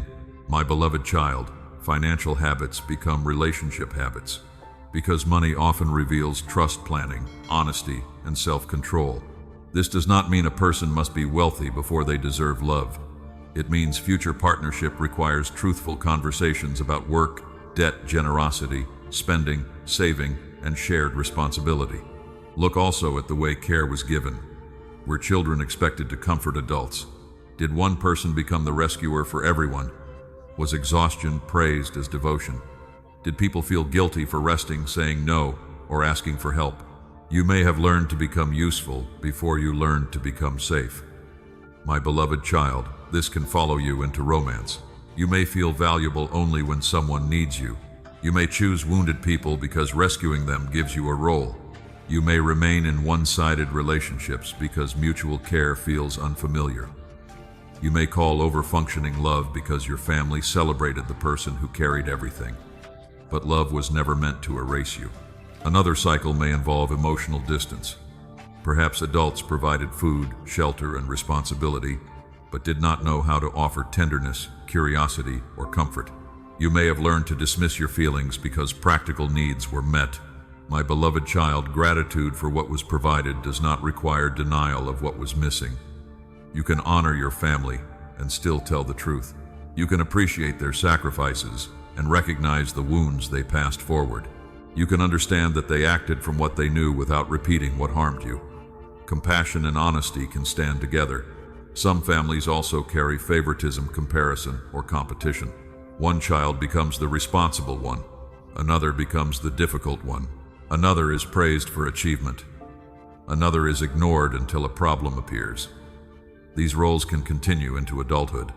You may keep proving yourself. You may fear being replaced. You may compete for attention. You may choose partners who recreate the same uncertainty because it feels familiar. My beloved child, you are more than the role your family gave you. You do not have to remain the rescuer, the peacemaker, the invisible one, or the person who never needs help. Identifying a cycle does not mean diagnosing everyone around you. Do not use new language as a weapon. Do not call every disagreement abuse or every weakness a curse. Remain careful, truthful, and humble. Seek wise support when your history feels difficult to understand. A counselor, pastor, mature believer, or support group can help you name patterns without turning healing into accusation. My beloved child, some wounds require more than private reflection. You may need help remembering what healthy communication looks like. You may need to learn how to tolerate disagreement without panic. You may need practice asking for what you need without apologizing for existing. These are learnable skills. Your family history influences you, but it does not own you. In Christ, you are invited into a new way of living. You can become truthful where secrecy was normal. You can practice repair where people once disappeared. You can build stability where chaos ruled. You can choose mutual care where one person carried everything. My beloved child, breaking a pattern rarely happens through one dramatic declaration. It happens through repeated choices. You pause before repeating the familiar reaction. You speak instead of withdrawing. You listen instead of controlling. You leave what is unsafe. You apologize when you are wrong. You keep the boundary even when guilt becomes loud. Each choice creates a different path. You are not betraying your family by choosing a healthier way to love today. Do not become discouraged if old reactions return. Awareness often comes before change feels natural. When you notice the pattern, you have already created a moment where another choice becomes possible. Comment: I will recognize the patterns I must change as your declaration today. And remain close, my beloved child, because identifying what your family normalized is only the beginning. In the next part, I will help you heal those inherited beliefs, replace harmful definitions of love, and build relationships shaped by truth, safety, responsibility, and grace. Identifying the patterns in your family was an act of courage, my beloved child. Now I want to lead you beyond recognition and into healing. It is possible to understand where a wound began and still keep living as though the wound must control you. Awareness opens the door, but healing teaches you how to walk through it. You may have grown up around behaviors that were called normal because everyone had learned to survive them. Silence may have been called peace. Control may have been called protection. Emotional neglect may have been called strength. Self-abandonment may have been called sacrifice. Repeated betrayal may have been excused as human weakness without real accountability. My beloved child, a familiar pattern can still be harmful. Healing begins when you allow truth to have a name. You do not need to exaggerate what happened, and you do not need to minimize it.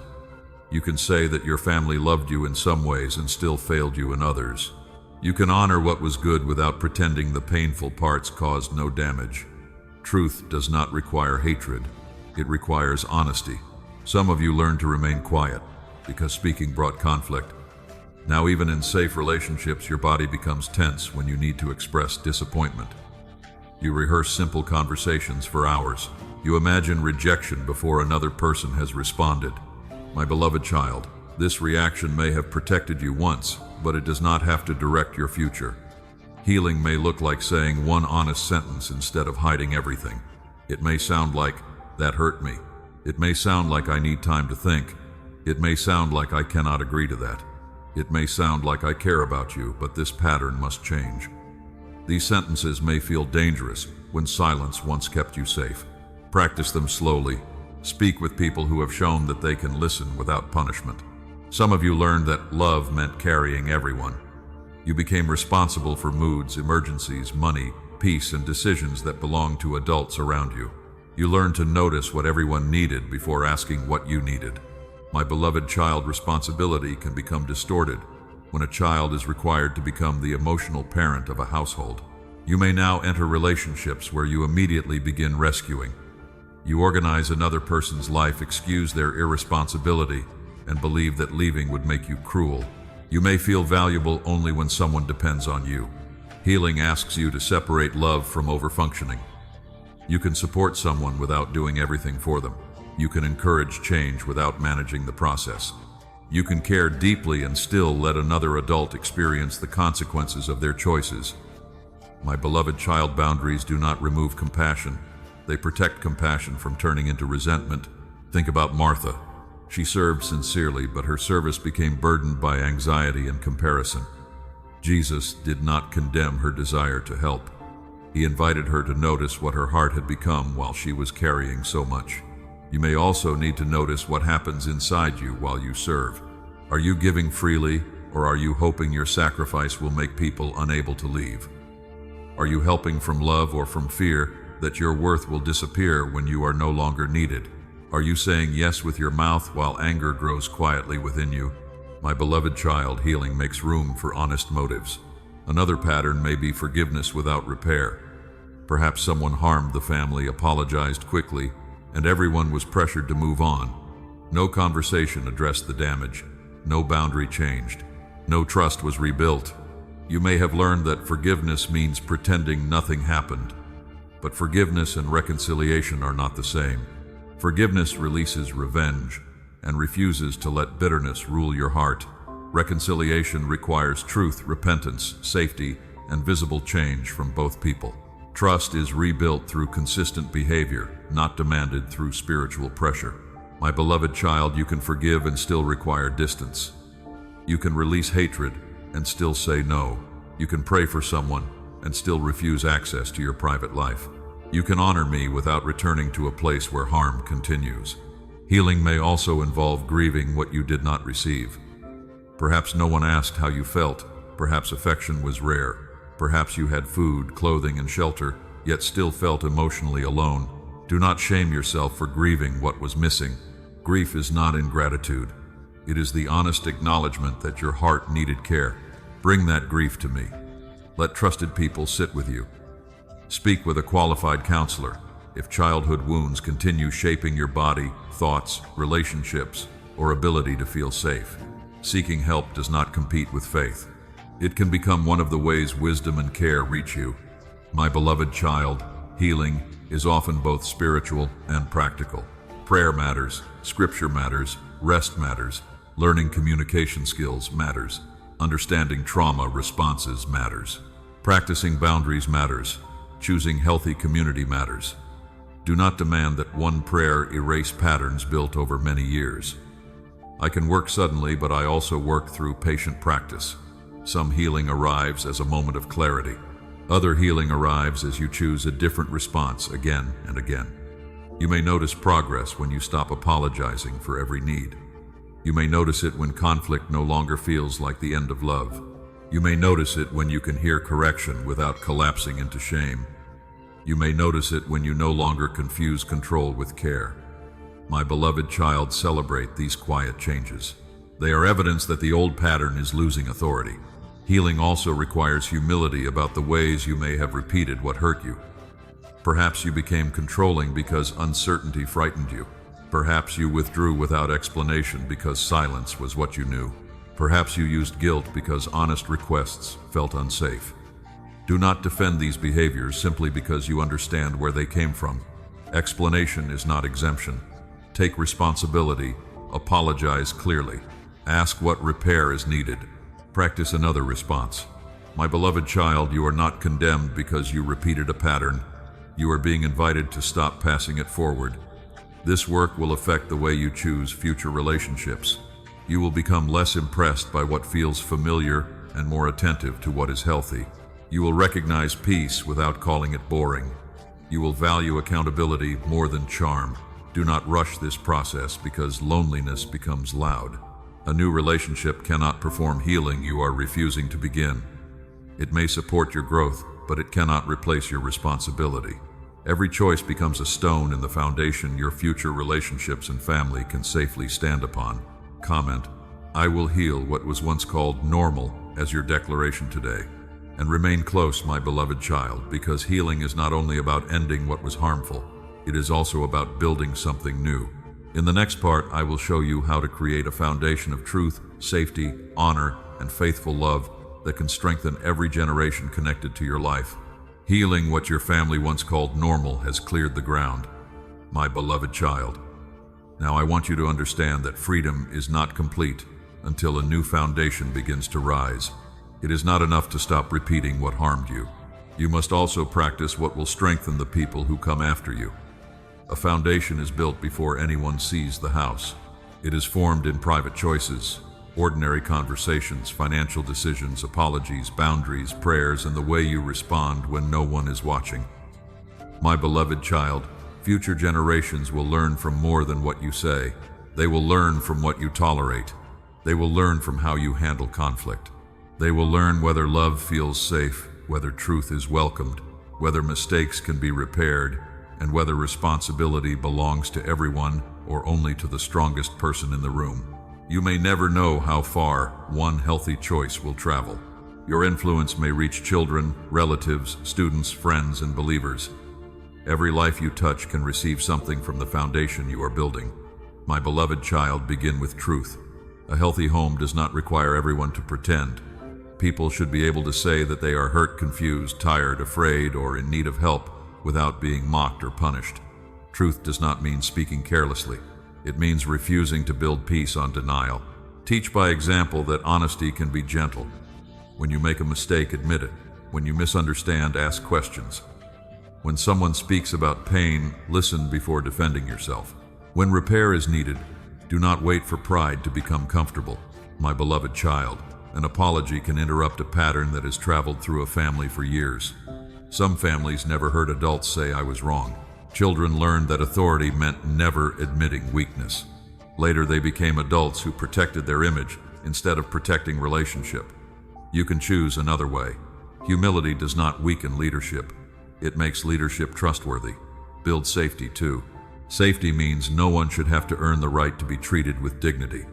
It means anger is not used to terrify, silence is not used to punish, and affection is not withdrawn to control behavior.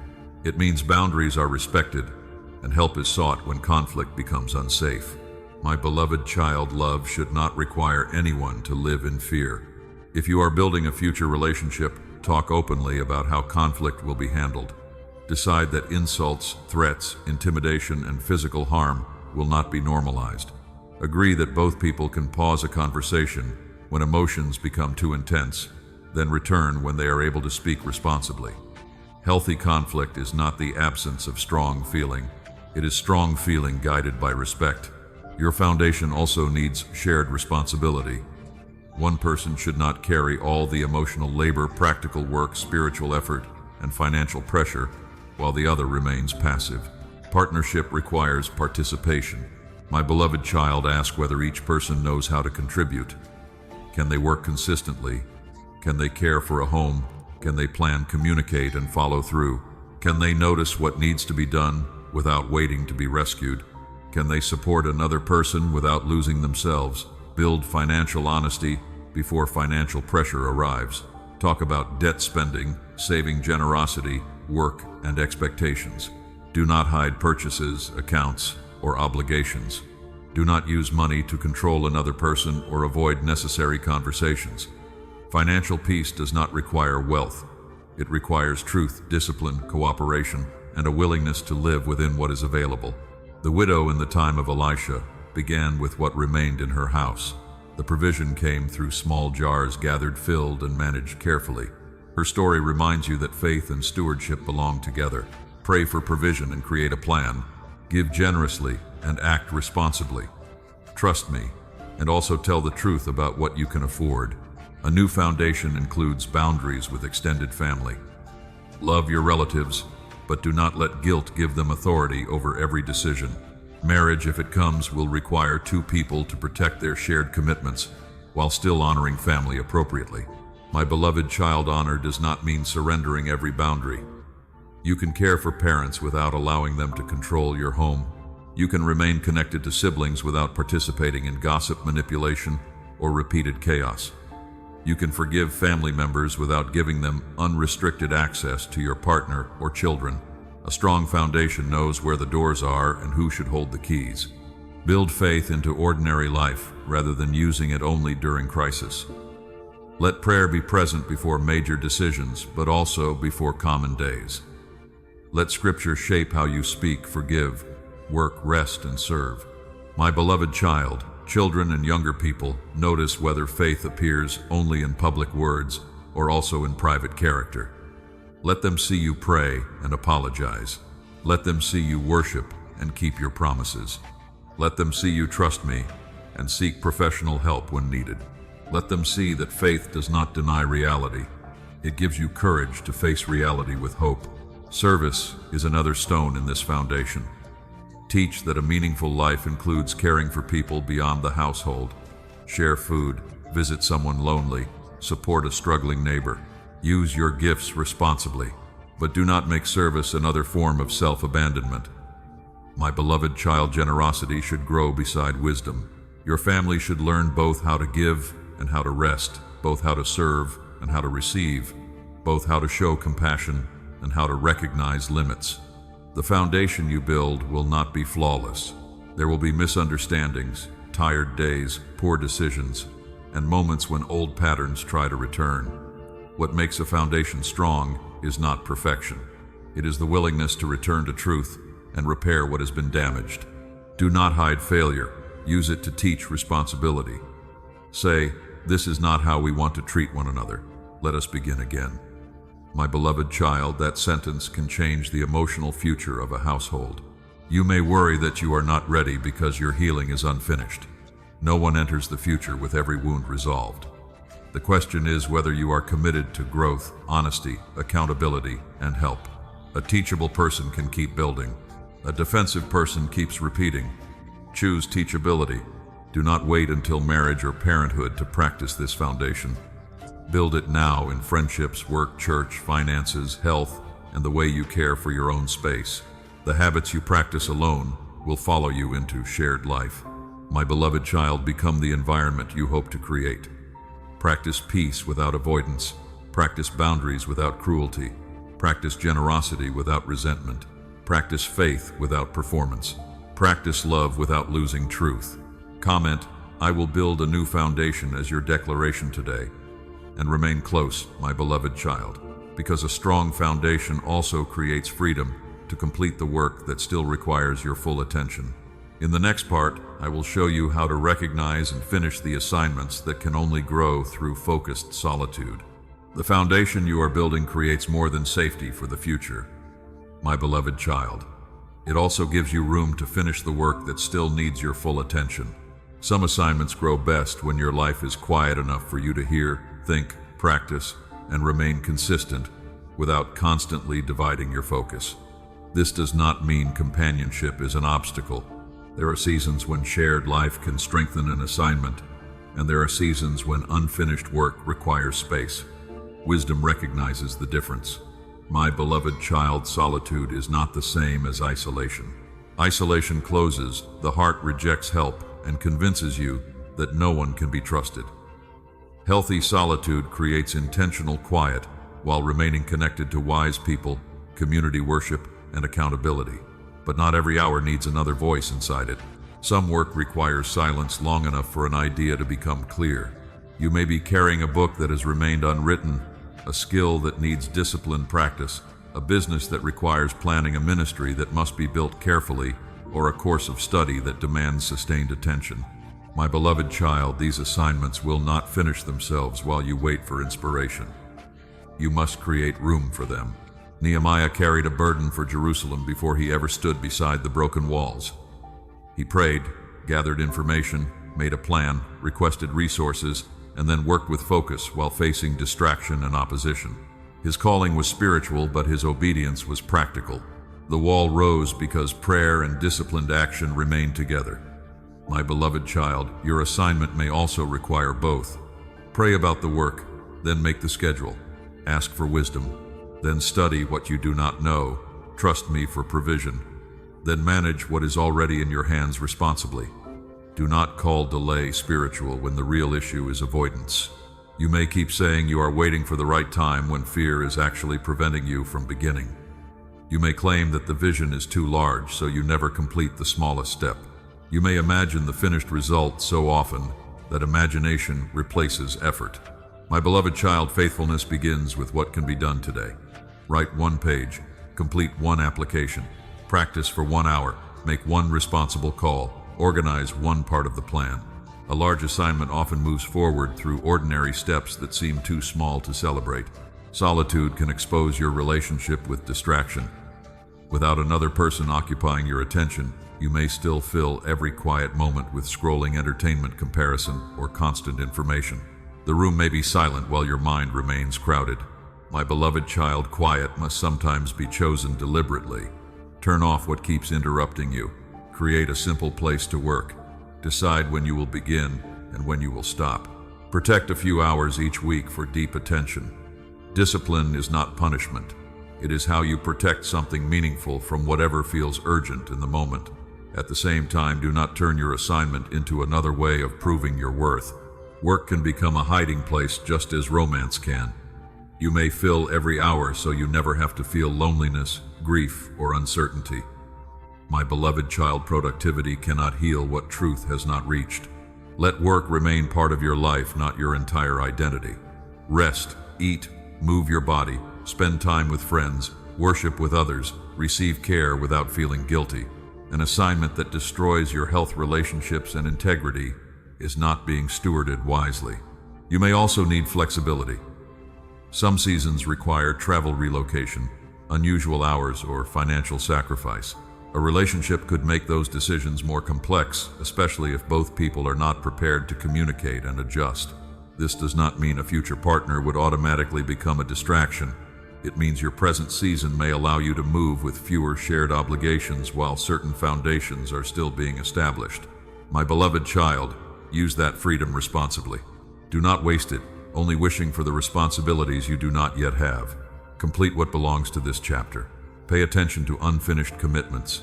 Have you begun several projects but completed none? Have you made promises to yourself, your community, or your family that remain neglected? Have you confused constant beginnings with progress? My beloved child, finishing develops character. It teaches patience after excitement fades. It teaches humility when the work needs revision. It teaches endurance when results remain invisible. Noah worked on what I had instructed long before anyone around him understood the purpose. His obedience required time, repetition, and trust without immediate evidence. Your work may not look dramatic, but it still deserves steady care. Do not announce every idea before it has roots. Some assignments become weaker when you expose them too early to opinions, criticism, and applause. Share with wise people who can help you test, strengthen, and refine the work. My beloved child, privacy is not secrecy. Privacy protects development. Secrecy hides wrongdoing and avoids accountability. Know the difference. Invite trustworthy guidance, especially when the assignment involves money, leadership, vulnerable people, legal responsibility, or claims about spiritual authority. Good intentions do not remove the need for training, safeguards, and honest oversight. Your calling does not make you beyond correction. A teachable spirit protects the people your work is meant to serve. Solitude can also reveal whether an assignment truly belongs to you. Not every idea must become a mission. Some desires come from comparison pressure or the need to appear important. Ask what fruit the work is meant to produce. Ask who it serves. Ask what responsibilities it requires. Ask whether your character and capacity are ready. Ask whether wise counsel confirms the direction. My beloved child, you are not failing when you release work that was never yours. Focus grows when unnecessary burdens are removed. You do not have to build everything. You do not have to answer every need. You do not have to imitate another person's calling.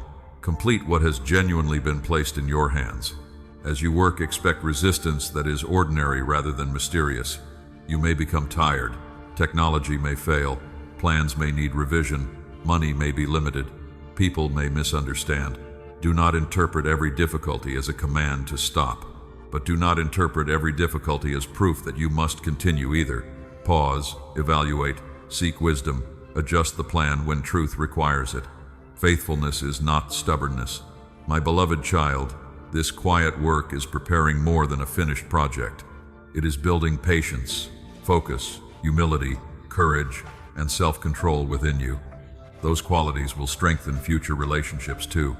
When companionship comes, you will know how to honor another person without abandoning responsibility.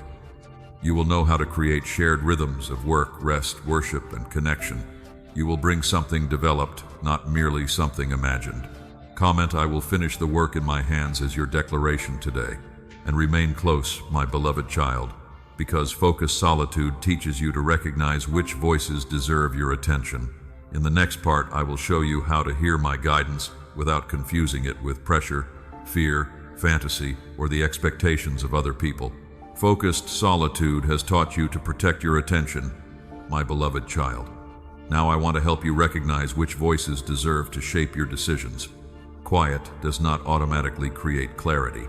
A silent room can still be crowded with fear, old memories, social pressure, imagination, and the opinions of people you do not want to disappoint. That is why hearing my guidance requires more than wanting an answer. My beloved child, not every strong feeling is my direction. Urgency can come from anxiety. Excitement can come from fantasy. Relief can come from avoiding a difficult responsibility. Fear can sound spiritual when it warns you that one wrong decision will destroy your entire future. You must learn to slow down enough to ask what is actually speaking.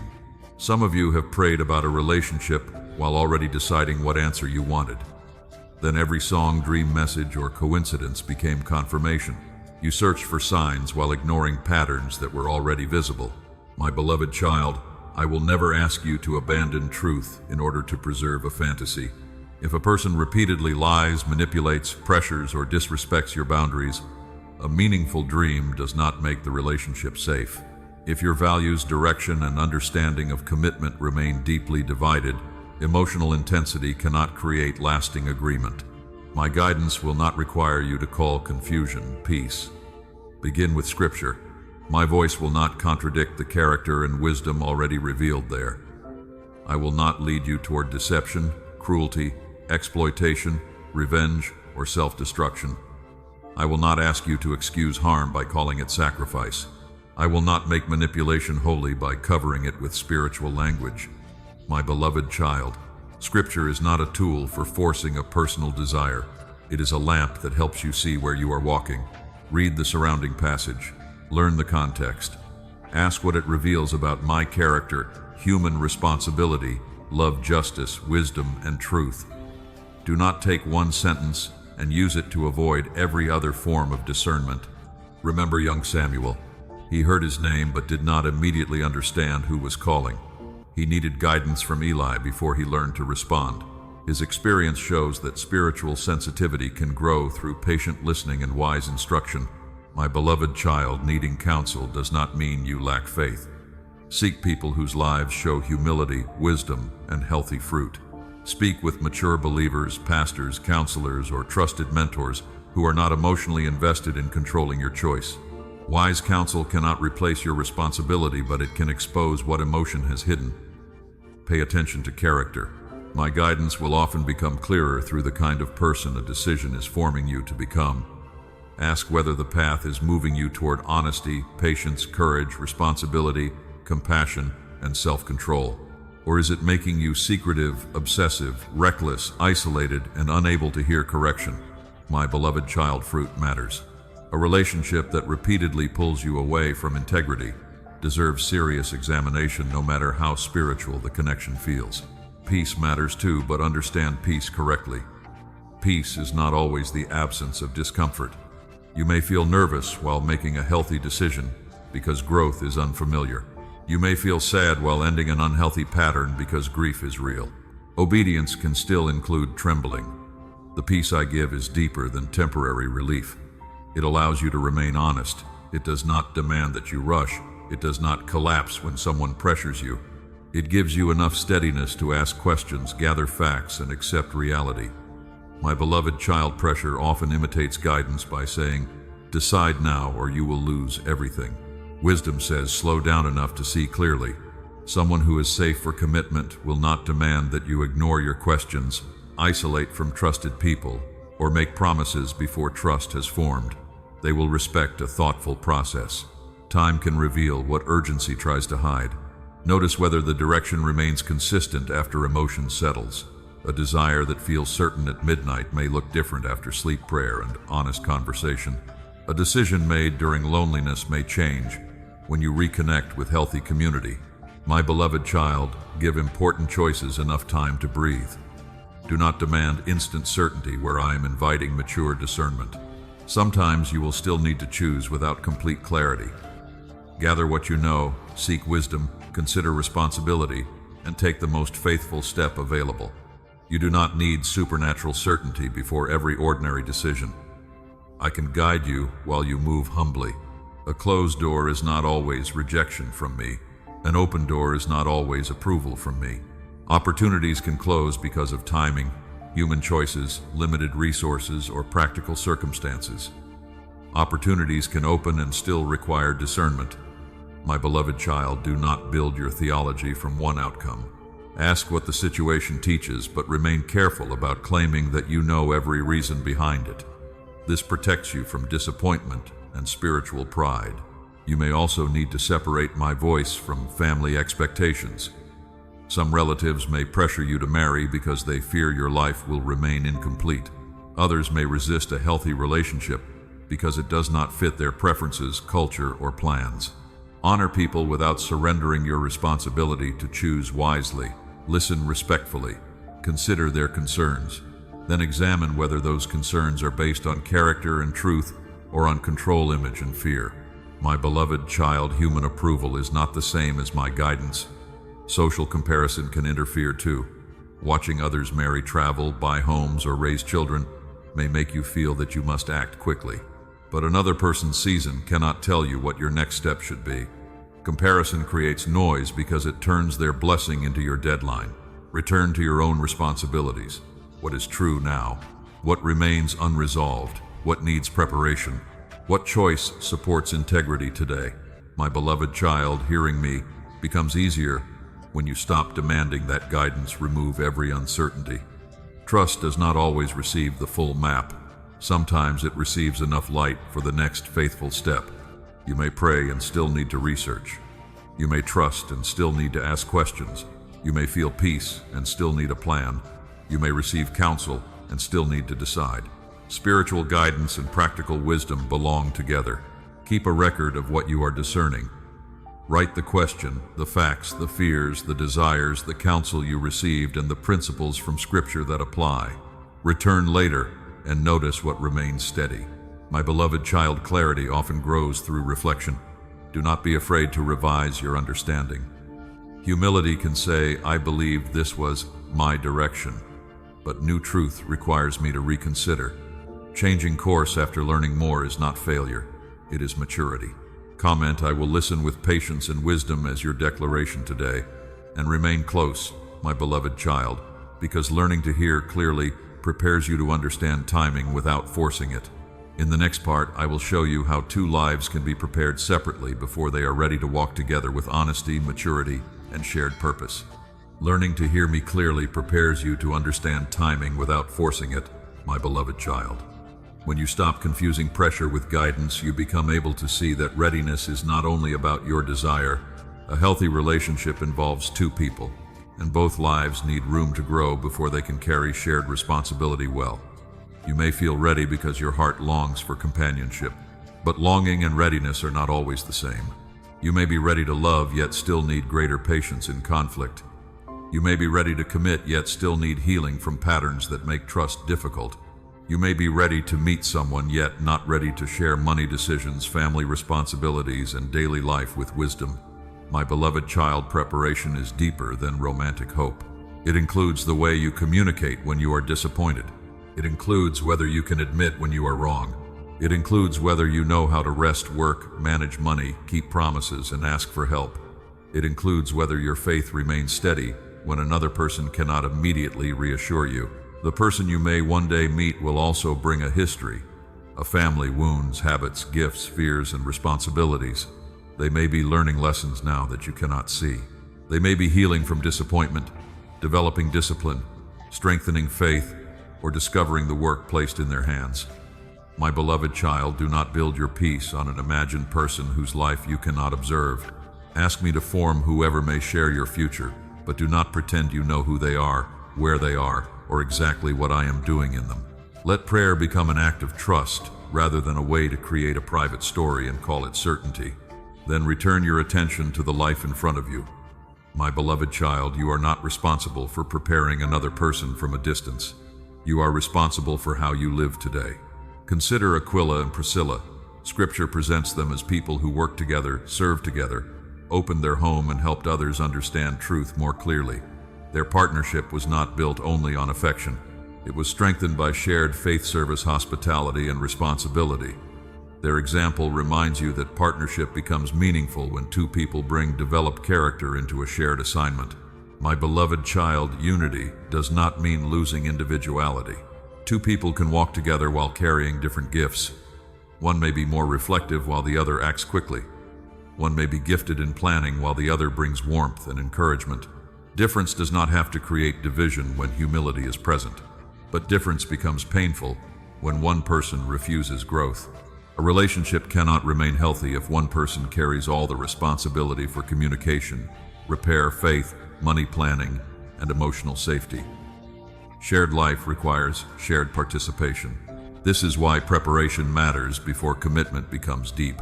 My beloved child, these questions are not meant to make you feel unready forever. They help you see where growth can begin now. Readiness is not perfection. It is teachability, self-awareness, and the willingness to practice healthier responses. No one arrives at relationship completely healed. But there is a difference between carrying wounds responsibly and asking another person to live inside wounds you refuse to face. The same is true for whoever may join you. They do not need a flawless past. They need honesty about their past. They do not need to have every answer. They need humility enough to seek wisdom. They do not need to be strong every day. They need the courage to communicate, receive help, and remain accountable.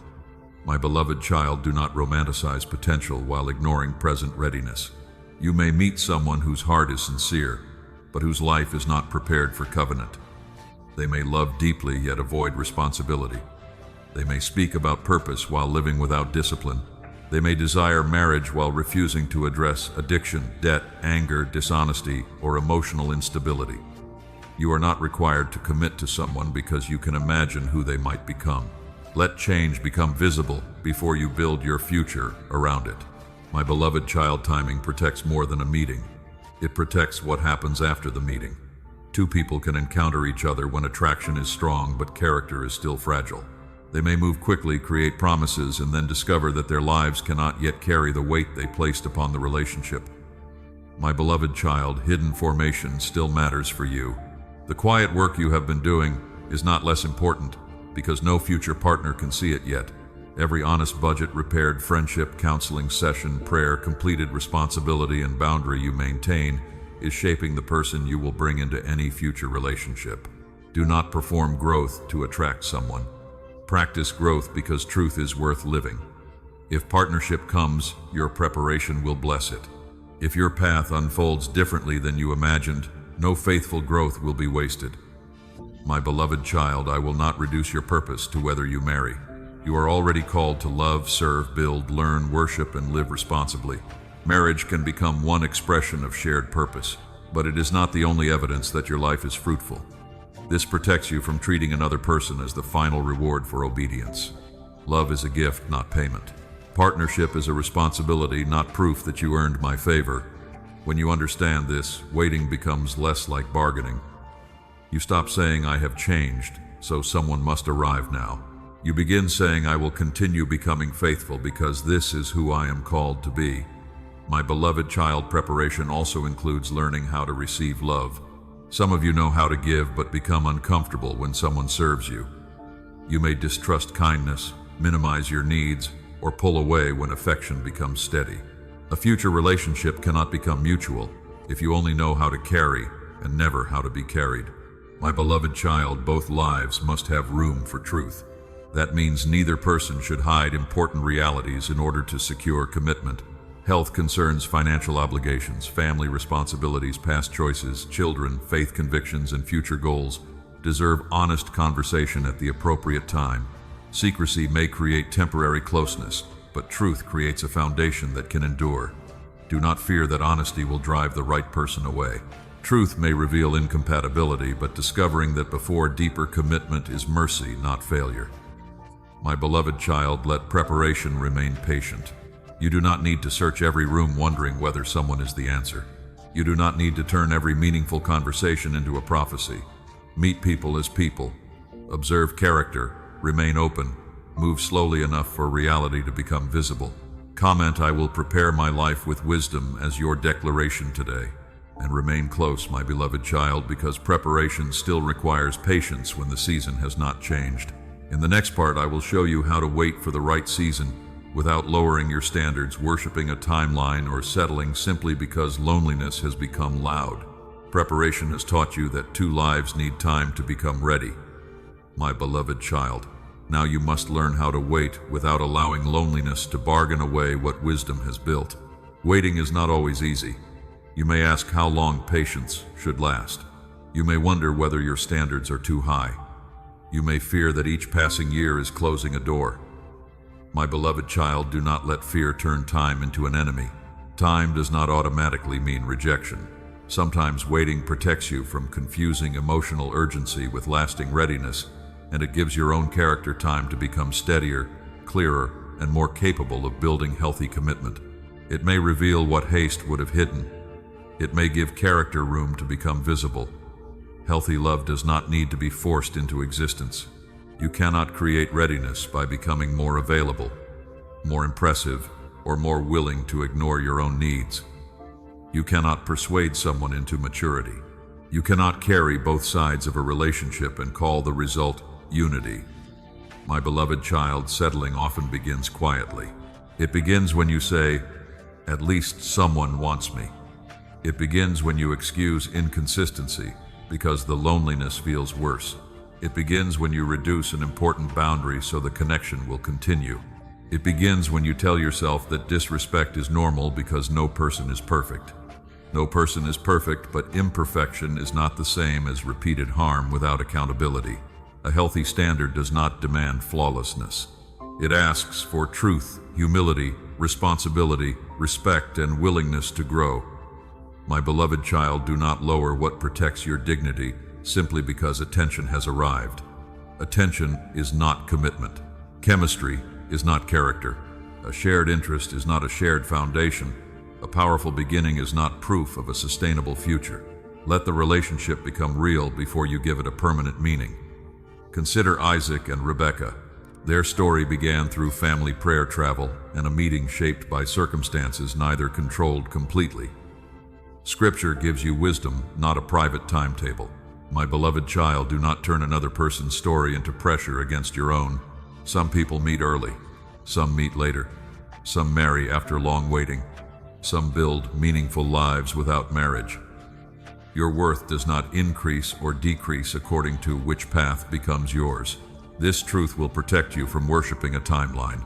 The calendar can become an idol when every birthday, wedding invitation, or family question makes you feel farther from a life worth living. You begin counting what has not happened instead of noticing what is growing.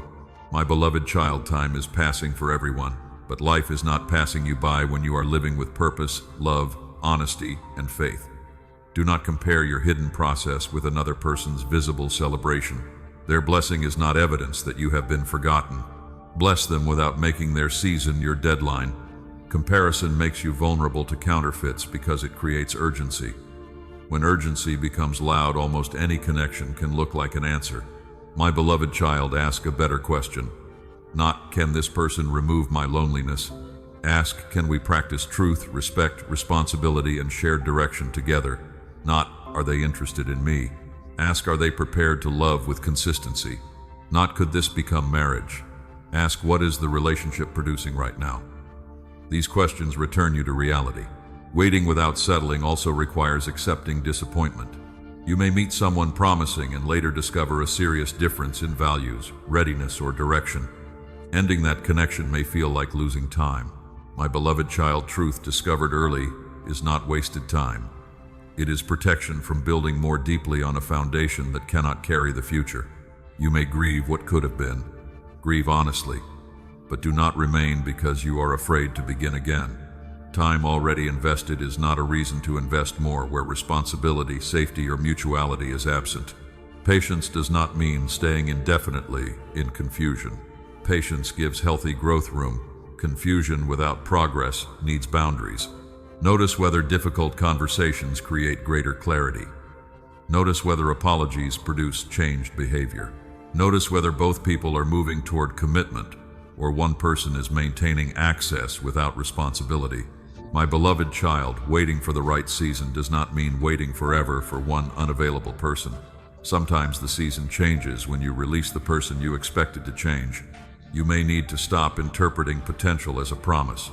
A person can have good qualities and still be unable to build what you need. They may not be cruel. They may simply be unwilling, unprepared, or moving in another direction. You can release them without hatred. You can honor what was good without pretending it was enough. You can pray for their growth without attaching your future to it. My beloved child, hope should make you open, not blind. Remain open to meeting people in ordinary ways. Join community, serve, accept invitations. Let trustworthy friends introduce you. Learn how to have conversations without turning every connection into a test of destiny. Meet people as human beings before making them symbols. Move slowly enough to observe. Be honest about your intentions. Respect theirs. Do not manipulate closeness through pressure, jealousy, silence, or spiritual claims. Healthy love needs freedom to choose. My beloved child, if someone says they are not ready, believe the reality of what they are saying. Do not make their uncertainty into a mission. You are not called to convince another person to recognize your worth. The right response to unclear interest is not greater performance. It is clearer boundaries. There may be moments when your desire becomes painful. Bring those moments to me. Tell me when you are tired of waiting. Tell me when you fear the future. Tell me when another empty evening feels heavier than usual.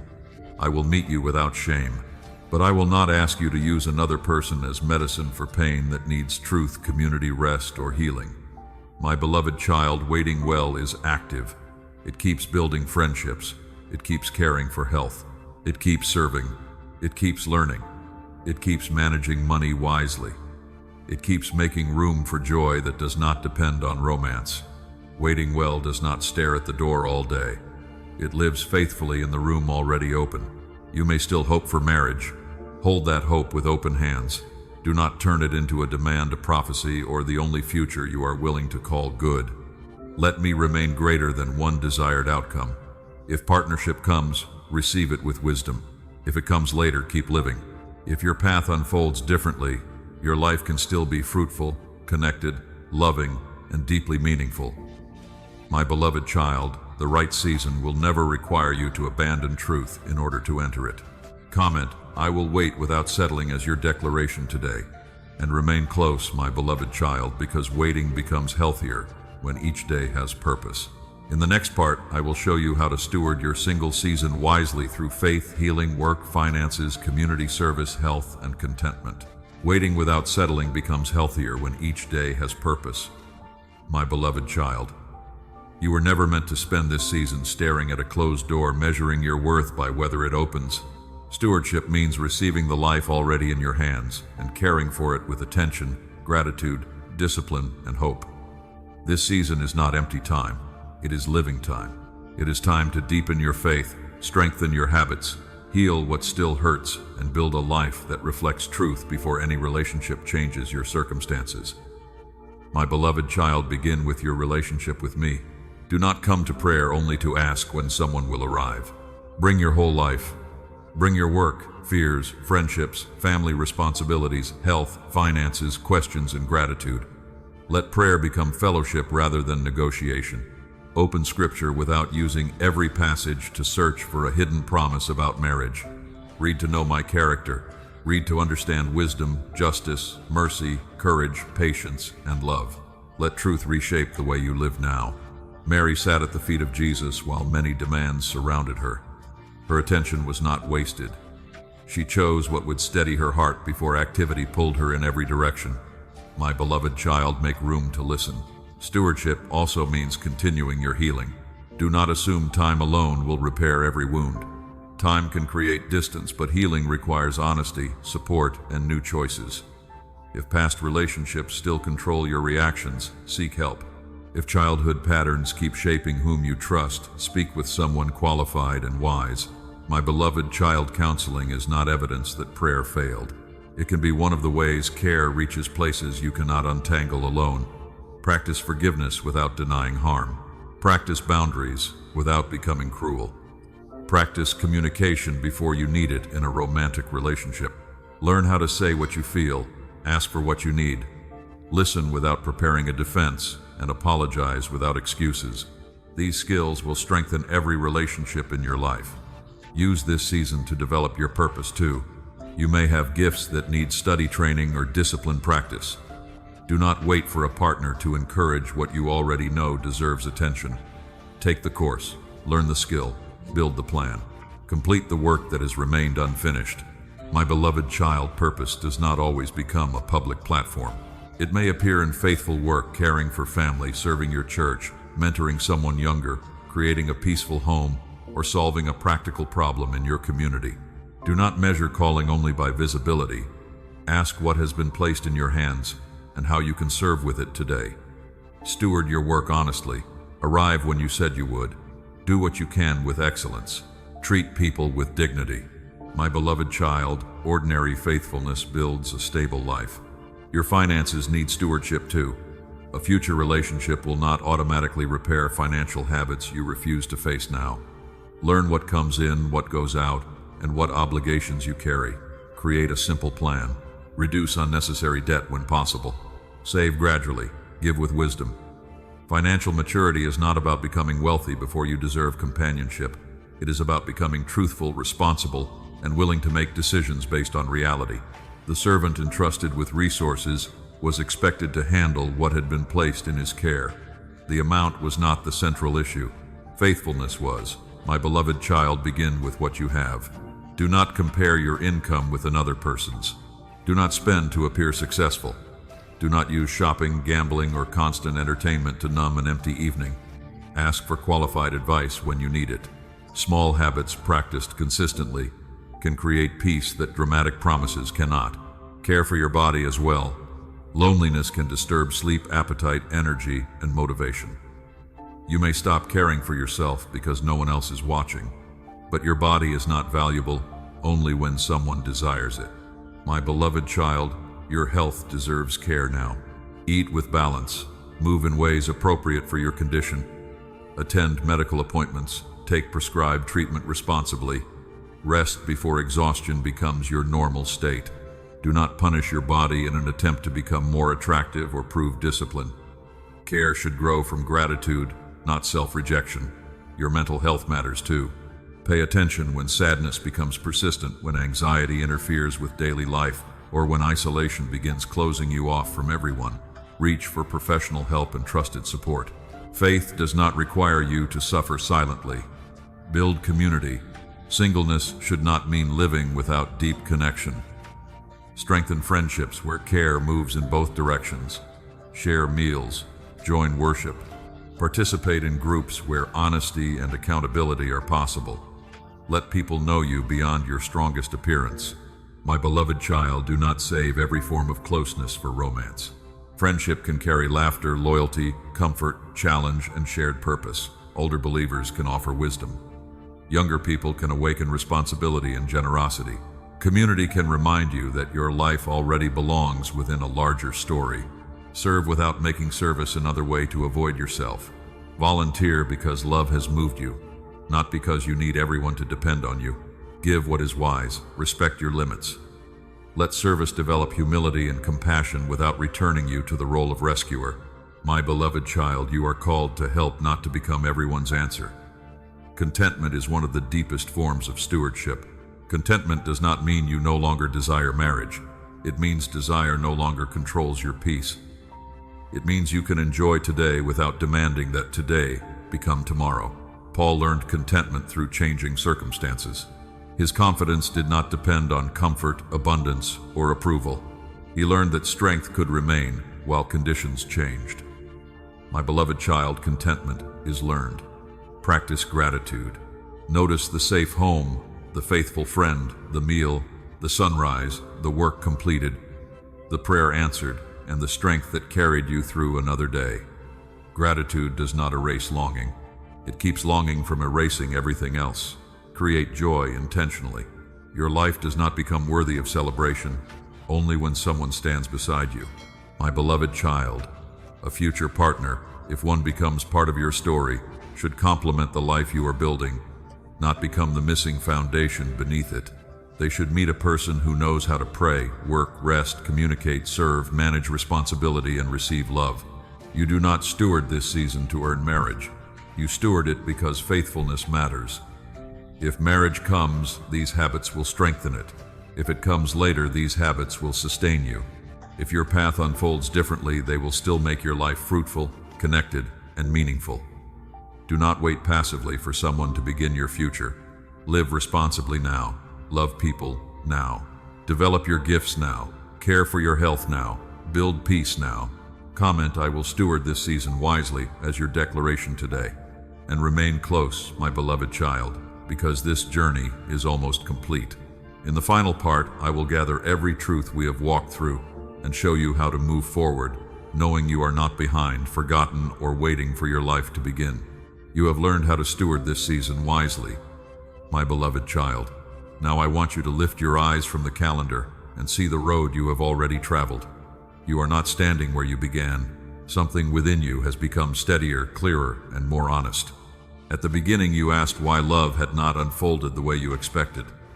You wondered whether singleness meant rejection, failure, or delay. You compared your life with others and feared that time was moving while you remained still. My beloved child, you were never standing still. You were learning that your worth does not begin when another person chooses you. You were learning that relationships deserve more than chemistry because covenant touches faith, responsibility, family, character, and future direction. Discernment taught you to notice patterns instead of promises. Wholeness taught you that romantic attention cannot become the foundation of your identity. Boundaries taught you that compassion does not require unlimited access. You began to recognize connections that drained your peace, confused your judgment, or demanded more than they were willing to return. You learned that someone can be meaningful and still be misaligned. You learned that leaving does not always require hatred, and forgiveness does not always require renewed access. My beloved child, you also faced the attachments that remained after the relationship ended. You grieved the person, the future you imagined, the apology you never received, and the part of yourself that kept hoping the story would change. You began to release memory without denying that it mattered. Then the wilderness revealed what distraction had hidden. It showed you old fears, survival habits, impatience, pride, and wounds that still shaped your choices. It also revealed strength, courage, creativity, and the ability to remain faithful when no one was applauding. My beloved child, refinement was never about making you flawless before you could be loved. It was about making you honest enough to stop defending what was harming you. Emotional maturity taught you to pause before reacting, to name what you feel, to communicate without punishment, and to repair what your words or actions damaged. Higher standards taught you to protect truth without becoming proud, suspicious, or closed to love. You discovered gifts that had been buried beneath emotional survival. You remembered ideas, abilities, and responsibilities that were yours before any relationship became the center of your attention. You began to understand that purpose can appear through quiet service, practical work, creativity, teaching care, leadership, and faithful presence. My beloved child, your life became larger than the question of who might one day share it. You looked honestly at the patterns your family normalized. You noticed silence called peace control, called protection, self-abandonment called sacrifice, and repeated harm called forgiveness. You began separating compassion from denial. You learned that healing does not require you to dishonor your family. It asks you to tell the truth, receive help, practice boundaries, and choose another way. Then you began building a new foundation.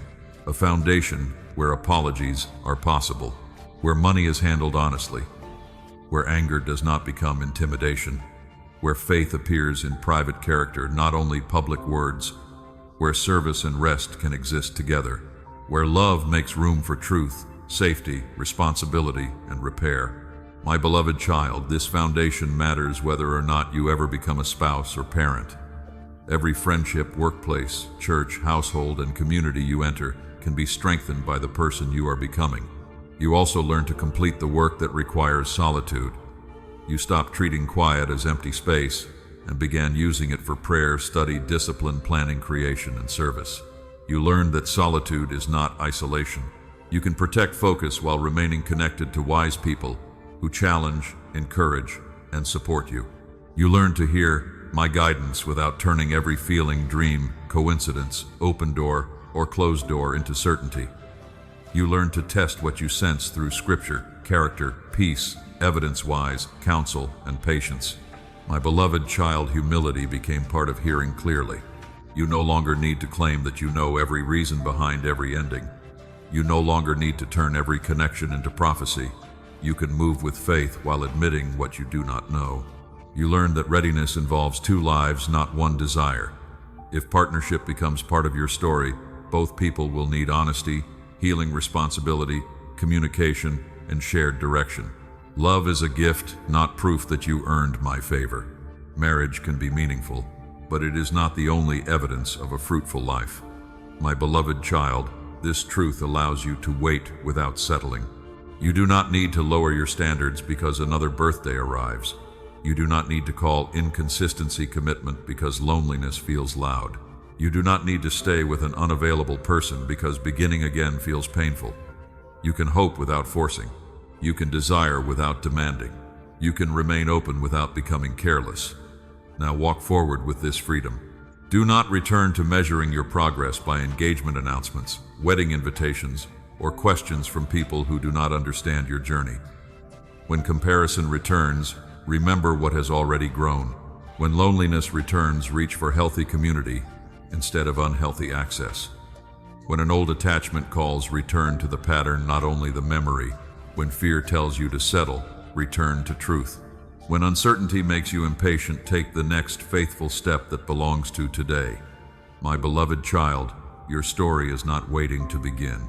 It is already unfolding in the meals you prepare, the promises you keep, the work you complete, the people you serve, the prayers you whisper, and the boundaries you maintain. You are not behind because your life looks different. You are not forgotten because one desire remains unanswered. You are not incomplete because companionship has not arrived. You are loved now. You are seen now. You have purpose now. Let us close this journey in prayer. Father, thank you for meeting every person who has carried loneliness, disappointment, confusion, or fear. Give them courage to honor the life in their hands. Heal the wounds that keep drawing them toward unhealthy patterns. Teach them to recognize truth, protect their peace, receive wise help, and remain connected to healthy community. Strengthen their work, finances, health, friendships, faith, and service. If marriage becomes part of their story, prepare them to enter it with honesty, humility, boundaries, responsibility, and mature love. If the waiting continues, keep their life fruitful. If their path unfolds differently, remind them that they still matter. Guard them from pressure, comparison, manipulation, and fear. Help them walk with wisdom, hope, and open hands. My beloved child, receive this blessing. May your next steps be guided by truth. May your heart remain tender without becoming unprotected. May your life become peaceful without becoming passive. May you recognize healthy love without chasing it from desperation. Comment: my life is not behind as your final declaration. Share this message with someone who needs freedom from comparison and continue walking one faithful day at a time. You are not waiting for life, you are living it. In Jesus' name, Amen.